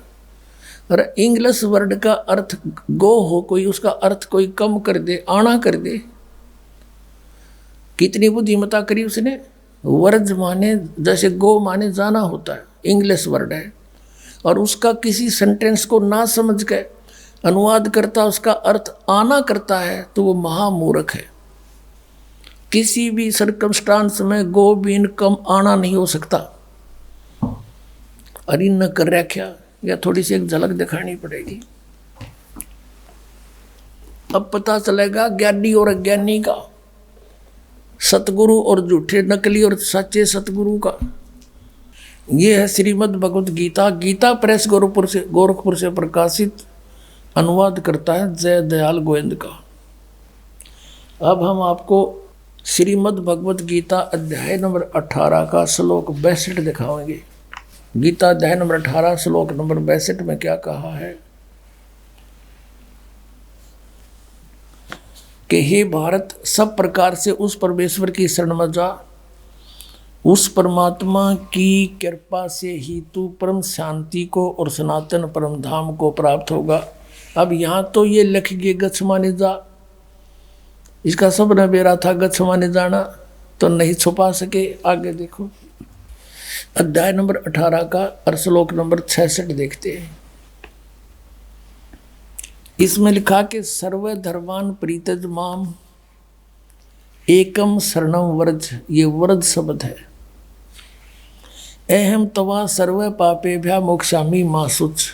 ये गीता ज्ञानदाता कहते। इन्होंने क्या अनुवाद किया है कि संपूर्ण धर्मों को अर्थात संपूर्ण कर्मों कर्तव्य कर्मों को मुझ में त्याग कर तू केवल एक मुझ सर्वशक्तिमान सर्वधार की शरण में वर्ज माने आ जा। ये देखा बैठा बैठा रखे ने, मैं तुझे संपूर्ण पापों से मुक्त कर दूंगा, तो शोक मत कर। अब ये कह मेरी शरण में आ जा। गीता जी अध्याय नंबर 2 के और श्लोक नंबर 7 में अर्जुन तो पहले कहे मैं तो आपकी शरण में हूँ और मेरी बुद्धि इस काम करना छोड़गी। ये देखिएगा अध्याय नंबर 2 का और श्लोक नंबर ये 7 है, ये 7 नंबर श्लोक है। इसमें कहा है कि कायरता रूप दोष से अपहत हुआ स्वभाव वाला धर्म के विषय में मोहित चित्त हुआ मैं आपसे पूछता हूँ, जो साधन निश्चित कल्याणकारक हो वह मेरे लिए कहिए, क्योंकि मैं आपका शिष्य हूँ, इसलिए आपके शरण हूँ, मुझको शिक्षा दीजिए। अब ये कहे कि तू मेरी शरण में आ जा तो नहीं जची बात। अर्जुन तो पहले कहे मैं तो आपकी शरण हूँ, आपका शिष्य हूँ, मेरी बुद्धि काम नहीं करती, मेरे कल्याण में जो उचित हो वो बता दे। अब यहाँ फिर नो कहे कि मेरी शरण में आ जा, यानी जची। और 18वें अध्याय के 62वें श्लोक में सपट कहा है कि उसकी शरण में जा। अब कोई ये कहता है इनसे कि वो भगवान श्री कृष्ण किसकी शरण में जाने को कहता है, कहता अपनी शरण में कह रहा है। इन नोटकलबाजी मार रखी थी। अब ये आपने देखा गीता प्रेस गोरखपुर से प्रकाशित पुस्तक जिसमें वर्ज माने आना लिख रखा है, जबकि वर्ज माने जाना होता है। आपको शब्द कोश दिखाता हूँ। संस्कृत हिंदी कोश, ये कौन है इसका संग्रह करता, वामन शिवराम आपटे, और ये यहाँ से छपा है मोतीलाल बनारसी दास पब्लिशर्स प्राइवेट लिमिटेड दिल्ली से। इसमें दिखाते हैं आपको ये देखिएगा वर्ज, यहाँ पर है वर्ज। वर्ज माने जाना, चलना, प्रगति करना, विदा होना।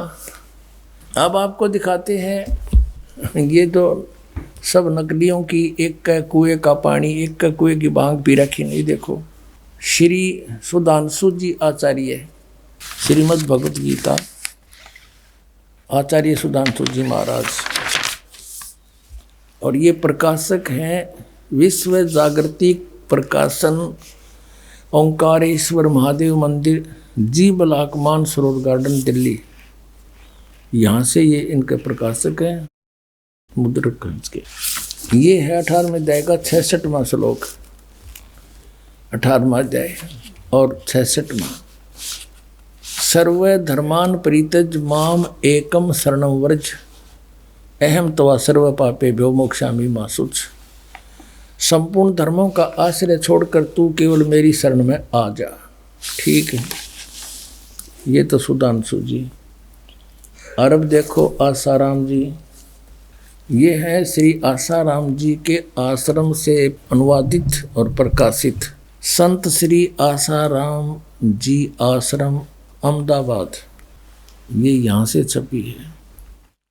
श्री योग वेदांत सेवा समिति, संत श्री आसाराम जी आश्रम, संत श्री आसाराम जी बापू आश्रम, मार्ग, अहमदाबाद।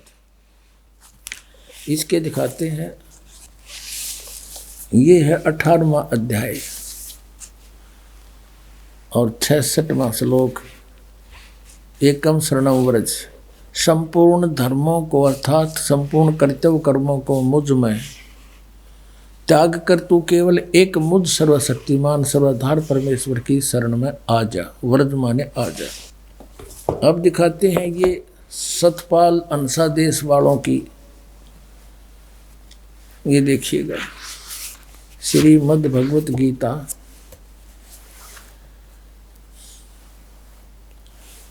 अनुवादक हैं ब्रह्मलीन महात्मा सत्यानंद, महात्मा सर्वज्ञानानंद आदि, संपादक अंसादेश, प्रकाशक मानव उत्थान सेवा समिति 2/12 पंजाबी विभाग, नई दिल्ली से।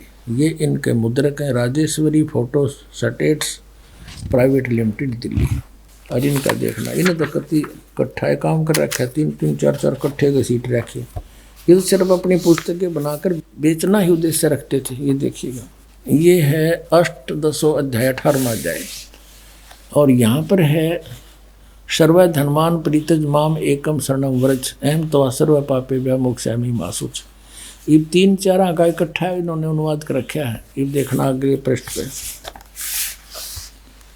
इसमें लिखा है कि सर्व धर्मों के कर्मों को छोड़कर केवल मेरी शरण में आ जा। ठीक, अपने आत्माओं, एक और कमाल दिखाऊंगा आपने। इन शर्म भी ना आई। ऊपर तो लिख रहे हैं व्रज माने जाना, मीनिंग मतलब सही लिख रहे हैं, और अनुवाद में फिर घुमाना। देखो देखो कमाल की बात, चौड़े में झूठ बोल रखी ने। ये है श्रीमद् भगवत गीता यथारूप। और कहाँ से छपी है? कृष्ण कृपा मूर्ति, श्रीमद् एसी भक्ति वेदांत स्वामी प्रभुपाद, संस्थापक आचार्य अंतर्राष्ट्रीय कृष्ण भगवान अमृत संघ। एस्कॉन वाले बोल रहे हैं, एस्कॉन वाले। और इन्होंने लिखा है कि विश्व में सबसे अधिक इस संस्था की पुस्तक बिकती हैं। यह देखना, ये आपको सुना दिया। द्वारा किसके द्वारा अनुवादित है? कृष्ण कृपा श्री मूर्ति, श्रीमद् एसी भक्ति वेदांत स्वामी प्रभुपाद, संस्थापक आचार्य अंतर्राष्ट्रीय कृष्ण भगवान अमृत संघ। और यहाँ से ये और छपी है। ये भक्ति वेदांत बुक ट्रस्ट, ये बड़े दूसरे देशों में भी, Los Angeles, London, Stockholm, Sydney, Hong Kong, Mumbai. अब हम अपने मतलब का काम देखेंगे। ये है 18वां अध्याय, 18वां अध्याय और श्लोक नंबर 66। ये यहाँ से शुरू होता है। सर्वधर्मान परित्यज माम एकम शरणं व्रज अहम तवा सर्व पापे भ्यो मोक्षामि मा शुच। इसका अनुवाद किया है यहाँ पर, हर देख कमाल कर रखे है इन्होंने। ये है शब्दों के अर्थ। सर्वधर्मान समस्त प्रकार के धर्म, परित्यज माने त्याग कर, परित्यज्य माने त्याग कर, माम माने मेरी, एकम माने एक मात्र, शरणम माने शरण में, व्रज माने जाओ। ठीक है, यहाँ तो बिल्कुल सही लिखा है इन्होंने, बुद्धिमत्ता दिखाई। व्रज माने जाना और मेरी शरण में जाओगा, अर्थ क्या है? अब यहाँ देखना, ये अनुवाद है इनका, समस्त प्रकार के धर्मों का परित्याग करो और मेरी शरण में आओ। अरे वाह शेरो, या तो जाना और यहाँ घुमाना। अरे वाह बुद्धिमानो, ताला पाड़ दिया। अब देखो नक्की से डले डवा रखे जनता पे भगवान, या इसी मोटी पुस्तक बना रखे गीता जी, एवढे गीता या अरे 1 घंटे का प्रवचन, इसके सारा निर्णय हो जाता। दास आपके समक्ष कराया रूबरू। इन अड़ंगे को छुपाने के लिए अपना ज्ञान को किसी मोटी पुस्तक या बना रखी साधक संजीवनी। और इस 18वें जाए के 66वें श्लोक को एक सीधा अर्थ जाना, इसका ना समझ माने से इसको उल्ट सुड अड़गम सड़गम कर इसके को 12 पृष्ठ पर रखे अपने अज्ञान को और ज्ञान बनाने के लिए। बता गोबर का हलवा बन सके कभी? इन तो अड़ंगा कर दिया। ऐसे बढ़िया सदग्रंथ का इन्होंने अड़ंगा कर डाला, रच करके देखिएगा। ये है साधक संजीवनी। ये किसके द्वारा है? श्री राम सुखदास। श्री राम सुखदास है इसके अनुवाद करता, जो बड़े महापुरुष माने जाते हैं। और देखना स्वामी राम सुखदास से इसके अनुवादक हैं। और कहाँ से छपी? गीता प्रेस गोरखपुर, ये यहाँ से छपी है। अब इसके आते हैं उसी स्थान पर, ये देखिएगा। हे भगवान, कबीर ये माया अटपटीक सब गट आनड़ी, किस से न समझाऊं या कुआ भांग पड़ी। 18वें अध्याय का 66वां श्लोक यहाँ से क्या लिखा है? सर्वधर्मान परित्यज माम एकम शरणं व्रज अहम तवा सर्व पाप्यो भो मोक्षामि मा शुच। यहाँ देखिएगा, संपूर्ण धर्मों का आश्रय छोड़कर तू केवल मेरी शरण में व्रज माने आ जा। वाह जी वाह। अब देखो, ये है 1200 पृष्ठ से शुरू किया इन्होंने। इस व्रज माने जाने को आना अड़ंगा करने के लिए यहाँ से शुरू करी थी बकवाद इसने। देखकर कितने छोटे छोटे अक्षर हैं, अखबार के से, समाचार पत्र जैसे, और कितनी बढ़िया पुस्तक है। देखिए मेरी एक गिट भी छोटी रह जाए, ये देखो। और फिर भी 2 इंच बच गई। और चौड़ाई देखो, ये देखो, तेरा गजब, वो तेरा भला, ये भगवान यहाँ कर आकर टके हैं। देख 1200 से शुरू किया इन्होंने अड़ंगा अड़ा करना। बता। और फिर यहाँ आके ये 1217 पर 17 पृष्ठ, उत्तरा गजब 1217 पे यहाँ तक ये चल रहा है। 18वें अध्याय का 66वां श्लोक। यशोदा मैया दाऊद जी कहते हैं। ये बता इसका क्या लिंक था आने और जाने में? यशोदा मैया कितना है इसमें? मूर्ख बना रहे, ये मारे बना गए यशोदा मैया। सारे भूत बनवा दिए हमारे। अब गीता जी में कहीं भी नहीं लिखा हरे राम कृष्ण कृष्ण हरे हरे राधे राधे श्याम मिला दे। है ये कोई मंत्र? ये कहाँ से लाया? ये शास्त्र विदिता का मनमान आचरण है। और गीता जी अध्याय नंबर 16 के श्लोक 23 में कहा कि शास्त्र विधि को त्याग कर जो मनमान आचरण करते हैं उनको ना तो सुख हो, ना उनकी गति हो, ना कोई सिद्धि प्राप्त हो, यूजलेस। फिर कहा कि अर्जुन इससे तेरे लिए कर्तव्य की व्यवस्था में सदग्रंथ ही प्रमाण है, उनसे बाहर कोई भी मंत्र जाप मत कर लिए, ना तो बिरान माटी हो जाएगी। और ये सारे इस्तेमाल करा आउट ऑफ सिलेबस पढ़ा रहे हमारे को। एक और दिखाते हैं, बहुत बड़े विद्वान माने जाते थे डॉक्टर सर्वपल्ली राधाकृष्णन, कहते इस जैसा विद्वान तो धरती पर नहीं हुआ। ये देखो, ये है इसके राइटर, अनुवाद करता। ये हिंदी पॉकेट बुक से छपी है। विश्व विख्यात दार्शनिक डॉक्टर सर्वपल्ली राधाकृष्णन के अंतर्राष्ट्रीय ख्याति प्राप्त गौरव ग्रंथ। अब इस गौरव ग्रंथ में देखेंगे, ये देखो सर्व, ये 66वां श्लोक 18वें अध्याय का, सर्व धर्मान परित्यज माम एकम शरणं व्रज, सब कर्तव्यों को छोड़कर तू केवल मेरी शरण में आ जा। ये देख लो विश्व विख्यात विद्वान। एक और दिखाता हूँ आपको, एक नया इंजीनियर पा क्या था इस गीता के अनुवाद में। ये आर्य समाज के धुरंधर विद्वान जो महर्षि दयानंद के विचारों से प्रभावित होकर और इन की नाश करा। देख, यह एक पुस्तक है, ये है गीता वैदिक भगवत गीता भाष्यम विवरणोपेतम। भाष्यकार हैं श्री स्वामी आत्मानंद जी सरस्वती, प्रकाशक हरियाणा साहित्य संस्थान, गुरुकुल झज्जर, जिला झज्जर।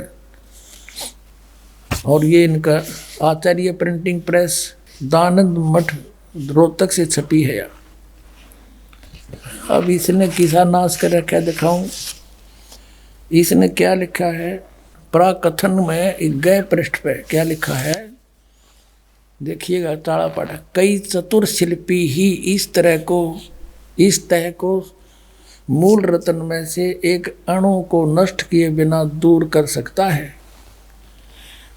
अब तक जिस शिल्पी ने इसका मार्जन करना चाहा, इसे शान पर चढ़ाना चाहा, वह प्राय इस रत्न के उद्गम स्थान अनेक हीरक रत्नों के महान खान महाभारत का अवलोकन किए बिना ही इसे शान पर चढ़ा देता था। जिससे इस रत्न में कुछ न कुछ खनिज मिल भी रह ही जाता था, मल भी रह जाता था। और अब क्या बताया है कि वे चतुर शिल्पी प्राय पाठकों के परिचित ही हैं। आपका यहाँ लिखा है, अब साहित्य समाज के सौभाग्य में से इस रत्न यानी को एक चतुर शिल्पी मिला है जो इसकी मूल खान से केवल परिचित नहीं है, अपितु वह इसका भली भांति निरीक्षण भी कर चुका है। उस शिल्पी के पुरुषार्थ से गीता रत्न बहुत कुछ अपनी वास्तविक आभा को प्राप्त कर सकता है। और कहते हैं इस शिल्पी ने शान पर चढ़ा के और इस गीता को छांटा है। यानी एक शान हो से जैसे लोहार करा करें, उस पर कोई पिना करें लोहे की घूमती हुई फिर किसी होती है, उसने घिसा के और उसका कोई औजार बनाते हैं। ये यूँ कह है कि इस आत्मानंद आर्य समाजी आचार्य ने गीता को सही काट छाट कर सही रत्न काट दिया। इसने 700 श्लोकों में से 200 श्लोक सेलेक्ट किए हैं। न्यू कहे ये 200 श्लोक हैं बस ये गीता में, बाकी तो रिजेक्टेड है। ये देखिए इसका अकल कहाँ तक कित तरह सारे की बिजली पड़ रही है इनमें। अब ये क्या बताता है, अब थोड़ा सा हिंट दूंगा अपने में, घना इतना समय नहीं इनको बर्बाद करने का। ये क्या बताता है, गीता में प्रक्षेप यानी मिलावट है गीता में। यूनो का है आत्मानंद 9, 10, 11 और 12 अध्याय ये सारे मिलावट हैं।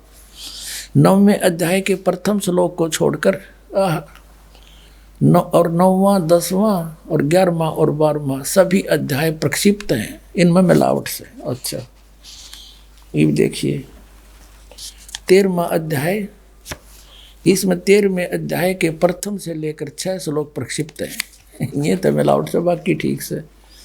अब 14 अध्याय का 14वां अध्याय, 14वें अध्याय में 2, 3 और 4 श्लोक प्रक्षिप्त हैं, बाकी ठीक है। अच्छा और देखिए इसमें 5-10 अध्याय, इसमें 5-10 अध्याय 15वां अध्याय सारा ही नकली है। वारे शेर, अब इसने काट कर या बना दी पहलवान ने, देख या गीता बना दी। इसने तो इसी मोटी बनाई थी या बालक पर भी ना उठे। यूं चला ठीक करने। इसने बना दिया कॉमिक्स, नौकैया ओके है। एक राजा ने मकान बनाना था, एक मंत्री की ड्यूटी ला दी वजीर की। वजीर ने बहुत बढ़िया कारीगर ढूंढा, खाती कारीगर। उससे कहा भी तो बढ़िया मकान बना दे राजा का, और ओके सामान ला दिए, पैसे की चिंता मत करना, कदे मेरा बड़ा हट मरवा दे। मिस्त्री बोला जी ठीक है। वो ला बढ़िया अपने लकड़ी सतीर ला, बढ़िया बढ़िया छाट कर क्या के चंदन के एक बहुत बढ़िया सतीर लाया था, वुडन बीम, और अच्छा 20 फुट लंबा, 17-18 फुट लंबा, और अच्छा ऐसा मोटा और बहुत सुंदर। और कड़ी वड़ी ले आया, और राज तय लाग गया चुनाई करने। उस कड़ी और सतीर को रखवा के एक और दूसरे मकान में राजा के में मंत्री ने सोचा भाई राजा का काम है और कहीं कोई चीज त्रुटि युक्त ना हो, किसी और मिस्त्री ने कारीगर ने और दिखा लूं। पूछा भाई कोई अच्छा सा कारीगर हो, जानकार हो लकड़ी के बारे में। पता चला जी ऐसे ऐसे है, तो उसको बुलाया और कारीगर को, उसको आके देखा भी देखना ये कड़ी लाए हैं, ये सतीर लाए हैं, ओके है कि नहीं। अब उसने सोची जैत ने ओके कह दी तो उस कारीगर की महिमा बनी जाएगी। ने बोला जी इस सतीर में तो बहुत नुक्स है, ये तो देख गुणिये में को नहीं, नो और नो है। अब वजीर ने सोची भाई बात बिगड़ गया तो फिर राजा डांट मारेगा। ने बोला जी इसने गुणिये में कर दे। वो रंदा ले रहा था साथ में, दे गदाए गद, दे गदाए गद, 1-1 इंच तार दिया चारों तरफ से। ने बोला जी देख, वो चमक गया। और वजीर ने सोचा भाई जमात तो बहुत बढ़िया बन गया भी। उसने सोची एक और ने दिखा लो, कदे फिर भी चूक रहेगी वो। एक और ढूंढ लिया बढ़िया सा। उसने पूछा भाई यो सतीर ठीक है? बोला ना जी तो कति खराब है, बांगा टेढ़ा है। बोला वह कर ठीक है। अब 2-2 इंच वो उतार गया, दे गदा गद, दे गदा। उसने सोचा भाई एक और दिखा लो, भी तो लग गया था। वो तीसरा बुलाया, उसने पूछा बोला जिसमें तो बहुत नुक्स है। बोला वह कर ठीक है। वो भी फंड गया, 2-2 इंच वो उतार गया। कहने का भाव ये है, वह कड़ी बना के धरती सतीर की, उस पिल वुडन बीम की कड़ी बनेगी चारों तरफ से छोल छोल के। अब उस राज ने जो लाया था खरीदवा के सारे सामान अपने हिसाब से, उसने जब छत लेवल पे पहुंच गई दीवार, तब मजदूरों से कहा भाई वो सतीर लाओ पहले उठा के। वह गए सतीर ने, बोला 8-7 जने जाओ। वो 10-12 भेजे मजदूर। वह गए, बोला मंत्री जी सतीर बता। बोला यो खड़ी उधर है भाई। उन्हें एक जना जा उठाए। अब वो कारीगर ने कहा सतीर नहीं लाए तो खाली आने लग रहे। बोला यो ले रहे। अब वो उसका जच्चा क्यों सतीर इतना होया करे। वो फिर वहां गया जहाँ पर रखा हुआ था, वहां देखा वो पड़ा बुरा दानेरा, वो छोड़ रहा क्या। फिर मंत्री जी से बात करी, कहने लगे जी उस सतीर का यू किसने के कर दिया। ने बोला रे वाह भाई वाह, तू अच्छा आदमी, मन मरवा हो क्या, ये सारा बिगाड़ रखा था, ओके ओके करवा दिया। तो इस वैदिक की ताले अंदर सतीर की कड़ी बना दी, ओके कर दिया यो। निरंजन धन तेरा दरबार, निरंजन धन तेरा, जहाँ पर तनिक ना न्याय विचार, जहाँ पर तनिक। निरंजन धन तेरा दरबार, निरंजन, जहाँ पर तनिक ना न्याय विचार।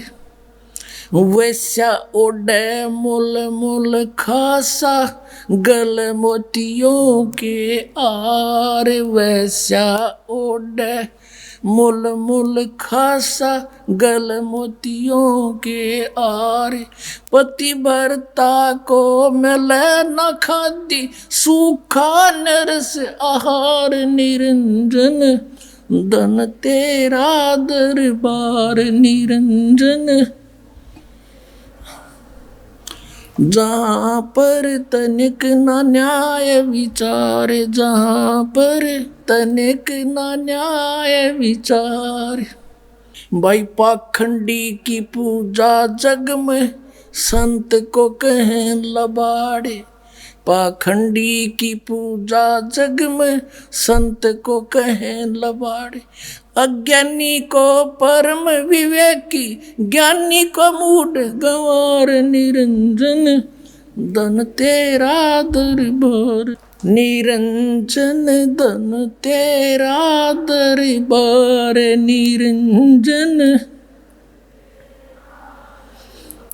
जहाँ पर तनिक न न्याय विचार, कहे कबीर सुनो भाई साधो, या सब उल्टा व्यवहार, कहे कबीर सुनो भाई साधो, या सब उल्टा व्यवहार, सच्चों को तो ये झूठा बताओ, इन झूठों का एतबार, निरंजन धन तेरा दरबार निरंजन, धन तेरा दरबार, जहाँ पर तनिक न न्याय विचार।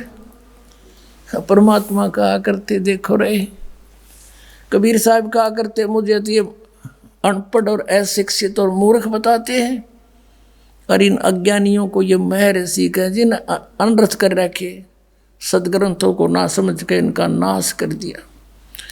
पुण्यात्मा सौभाग्य आपका, इस प्राइम टाइम में आपका जन्म और ये सतनाम और सार नाम आपको मिला। धन आपके माता पिता जिनसे जन्म हुआ। बोलो सतगुरुदेव।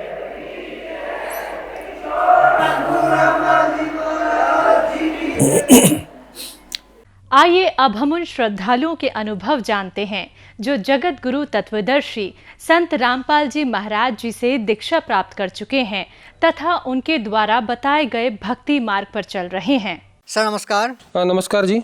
सर क्या नाम है आपका? राधेश्याम बिश्नोई। राधेश्याम जी कहाँ से आए हो आप? मैं गांव मानेकसर, सूरतगढ़ तहसील और जिला श्री गंगानगर, राजस्थान से।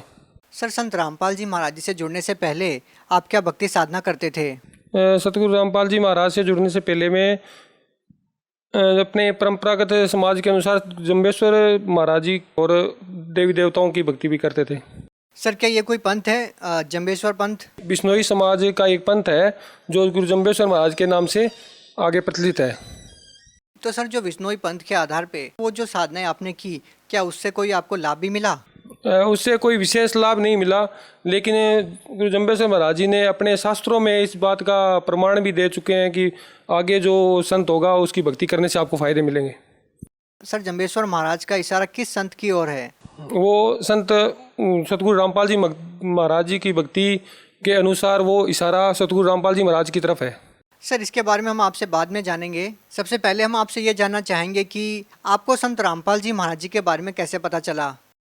मुझे सतगुरु रामपाल जी महाराज जी के बारे में जब मैं अपने यहाँ पे परचेज करने के लिए चूरी, जैसे अपने में खेतीबाड़ी करता था, तो खेतीबाड़ी में अपनी खल चूरी वगैरह खरीदने के लिए जिस दुकान पे जाता था वो एक भगत सत रामपाल जी महाराज जी का नाम देसी थे।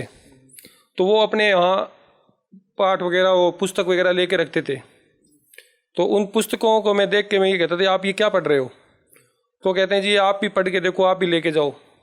तो मैं बिश्नोई समाज का होने की वजह से मुझे एक खुद का अंदर अहंकार भी था कि हमारे गुरु जम्बेश्वर महाराज जी ने हमको सब कुछ तो दे दिया है, उसके बाद में इसकी क्या ज़रूरत है। तो हमारे गुरु जम्बेश्वर महाराज को हम प्रत्यक्ष गुरु मानते थे और उनके अनुसार वो कहते थे कि ये नुगरा नहीं रहना है और सुगरा बनना है। तो उनके जो भगवेधारी जो वहाँ पे गुरु हैं तो उनको गुरु मनाते थे। लेकिन जब मुझे ये बात का पता लगा कि इनका शास्त्रों का ज्ञान अलग है तो मैंने उनसे इस बारे में चर्चा की कि आप ब्रह्मा विष्णु महेश के बारे में मुझे बताएं।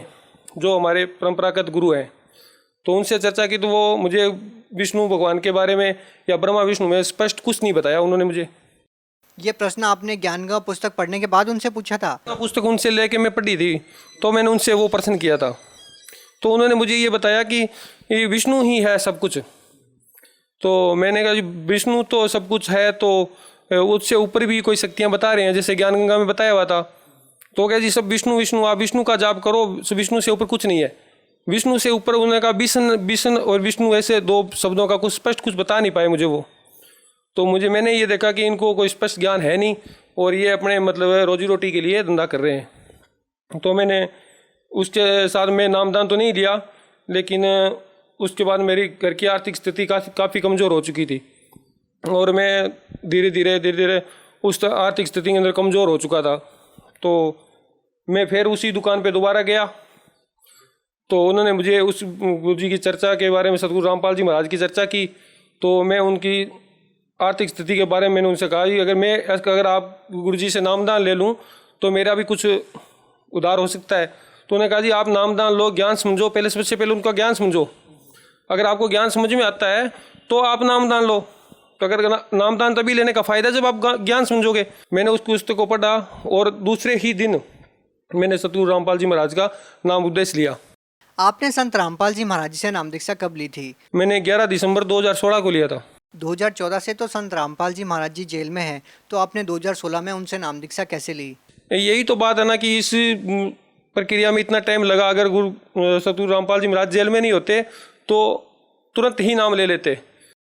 तो सर क्या 2016 में संत रामपाल जी महाराज जी से आपने नाम दीक्षा ली? उस समय क्या आपको पता था कि संत रामपाल जी महाराज जी जेल में हैं? हाँ बिल्कुल, मुझे ये पता था कि इसीलिए तो मैंने 9 महीने तक पुस्तक घर पे ला के रख दी और उनको थोड़ा बहुत पढ़ता रहा और इसके बारे में जांच पड़ताल करता रहा भी क्या हो रहा है, इसकी संतों का क्या कहानी चल रही है और कैसे ये लोगों को ठग रहे हैं। कौन से ये जो साधु बने हुए हमारे समाज के अंदर जो संत हैं वो भी कैसे लोगों को मतलब ठग रहे हैं। उनको खुद को ज्ञान नहीं है कि भगवान पे भैंस धारण करने से हमें भी पता लगा है कि भक्ति किसी चीज़ की मोहताज नहीं है। आपने 2016 में संत रामपाल जी महाराज जी से नाम दीक्षा ली, तो सर उसके बाद आपको क्या क्या लाभ मिले? सतगुरु रामपाल जी महाराज से नाम लेने के बाद में मेरा घर में आर्थिक स्थिति मजबूत हो गई और जहां मुझे 1 रुपए की इनकम नहीं थी, मैं ज़मीन खुद की रखता था और आगे ठेके भी लेता था, तो उसके अंदर मेरे को ज़्यादा कुछ बेनिफिट नहीं हुआ। मेरे को 4-4.5 लाख रुपए का कर्ज हो चुका था। तो जब मैंने सतगुरु रामपाल जी महाराज का नाम लिया था उसके बाद मेरा वो फसल के अंदर भी अच्छा फ़ायदा हुआ। जहाँ मेरी फसल को एक भी पानी मतलब 60 दिनों तक एक भी पानी नहीं लगा था, वो फसल मेरी दूसरी फसल जिसको अच्छा पानी दिया वो उसके बराबर भी मेरी वो फसल बैठी है। मैंने खुद कंपैरिजन किया उसका कि उस फसल को पानी क्यों नहीं लगा था कि मौके पे जब हमारा नहर का ही पानी लगता है और मौके पर उस पानी को वो पीछे बंदा निकल गया था, उस वजह से वो रह गया था। और मेरा विश्वास सतगुरु रामपाल जी महाराज पे इतना था कि जो कुछ करना है वो यही करेंगे। और कोई लाभ सर? और कोई लाभ तो जैसे अभी 2 महीने पहले मेरे सतगुरु रामपाल जी महाराज की दया से एक एक्सीडेंट होते हुए बचा। मैं भादरा, मेरे पास पिकअप है, तो मैं उसके बाद में खेती के साथ में दूसरा बिजनेस मेरा पिकअप का गाड़ी ड्राइव करता हूँ। 2 पिकअप मैनेज करता हूँ खुद। तो मैं पिकअप लेके पशुओं के व्यापारी मेरे साथ था और मैं उनको लेके भादरा जा रहा था।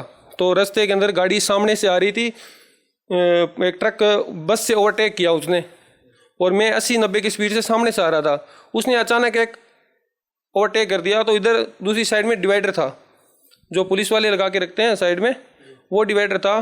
तो अचानक मैं अक्का बक्का रह गया भी ये गाड़ी को कैसे कंट्रोल करूँ। एक बार तो मैंने उसको ब्रेक दिया गाड़ी को, लेकिन जब मुझे ये लगा कि गाड़ी तो जा रही है तो मेरे साथ में जो व्यापारी बैठा था उसने आँख बंद करके बस अभी तो गाड़ी गई और साइड में जो लोग खड़े थे ना वो दूर दूर भाग गए सारे। तो उस टाइम मैंने एक ही पल परमात्मा को याद किया था और परमात्मा ने मेरी बहुत बहुत रक्षा की थी। उस टाइम सतगुरु रामपाल जी महाराज अगर नहीं होते तो उस टाइम परमात्मा ने उस डिवाइडर और उस गाड़ी दोनों के बीच में से गाड़ी निकाल दिया। चांस भी नहीं था कि वहाँ गाड़ी निकल जाएगी। तो उस टाइम परमात्मा ने मेरी रक्षा की। आगे जाके मेरे हाथ पैर इतने फूल गए थे कि मेरे से गाड़ी नहीं चल रही थी। तो उस साथ वाले ने मेरी हिम्मत बंधाई कि जो हो गया था होना था हो गया। लेकिन अभी मैंने कहा गुरु रामपाल जी महाराज आज नहीं होते तो मुझे आज इस बच्चे और परिवार सब कुछ आज ख़त्म था मेरा। तो परमात्मा ने मेरी बहुत रक्षा की और तो नशा से पीछा छूट गया और सत्य भक्ति मिल गई मेरे को। सबसे बड़ी बात है, मेरे समाज और मेरे परिवार वाले मेरे को कहते हैं कि आप क्या करते हो, क्या मतलब किस चीज़ की भक्ति कर रहे हो। तो मैंने कहा जी आप विष्णु का जाप कर रहे हो, आप कितनी बार विष्णु का जाप करते हो। तो वो कहती विष्णु का तो जाप हम सब पूरे दिन विष्णु का, मैं क्या 2 मिनट कर लेते हैं, 4 मिनट। मैंने कहा जी आप विष्णु का जाप दिन में 1 बार करते हो, 4 बार करते हो, लेकिन हम एक दिन में 432 बार विष्णु भगवान का जाप करते हैं, ब्रह्मा जी का, विष्णु जी का। हमारे गुरुजी किसी देवी देवता की भक्ति नहीं छुड़ाते। जो मुख्य देवी देवता है ब्रह्मा विष्णु महेश दुर्गा और गणेश जी, उनकी भक्ति हमारे गुरुजी देते हैं। भी इनकी भक्ति इस तरह से किया जाएगी, उसका एक जाप है, उस जाप को करने से अपने को फायदा होगा। सर, संत रामपाल जी महाराज जी के अनुयायी ये दावा तो बहुत करते हैं कि उनसे नाम दीक्षा लेने के बाद बहुत सारे लाभ मिलते हैं। तो सर, जो भी श्रद्धालु संत रामपाल जी महाराज जी से जुड़ना चाहते हैं, जबकि संत रामपाल जी महाराज जी जेल में हैं, तो उनसे नाम दीक्षा कैसे ली जा सकती है? सतगुरु रामपाल जी महाराज से नाम उपदेश लेने के लिए चैनल पे ये नीचे एक पट्टी आती है, उस पट्टी पे निःशुल्क नाम दीक्षा लेने के लिए नंबर दिए जाते हैं। उस नंबर पे कॉल करके आप अपना एड्रेस पता वो सब बता देंगे, वो आपको उसके अनुसार जो नामदान केंद्र होगा उसकी एड्रेस आपको वो बताएंगे, उसके हिसाब वहाँ जाके आप नामदान ले सकते हैं। जी धन्यवाद। नमस्कार जी।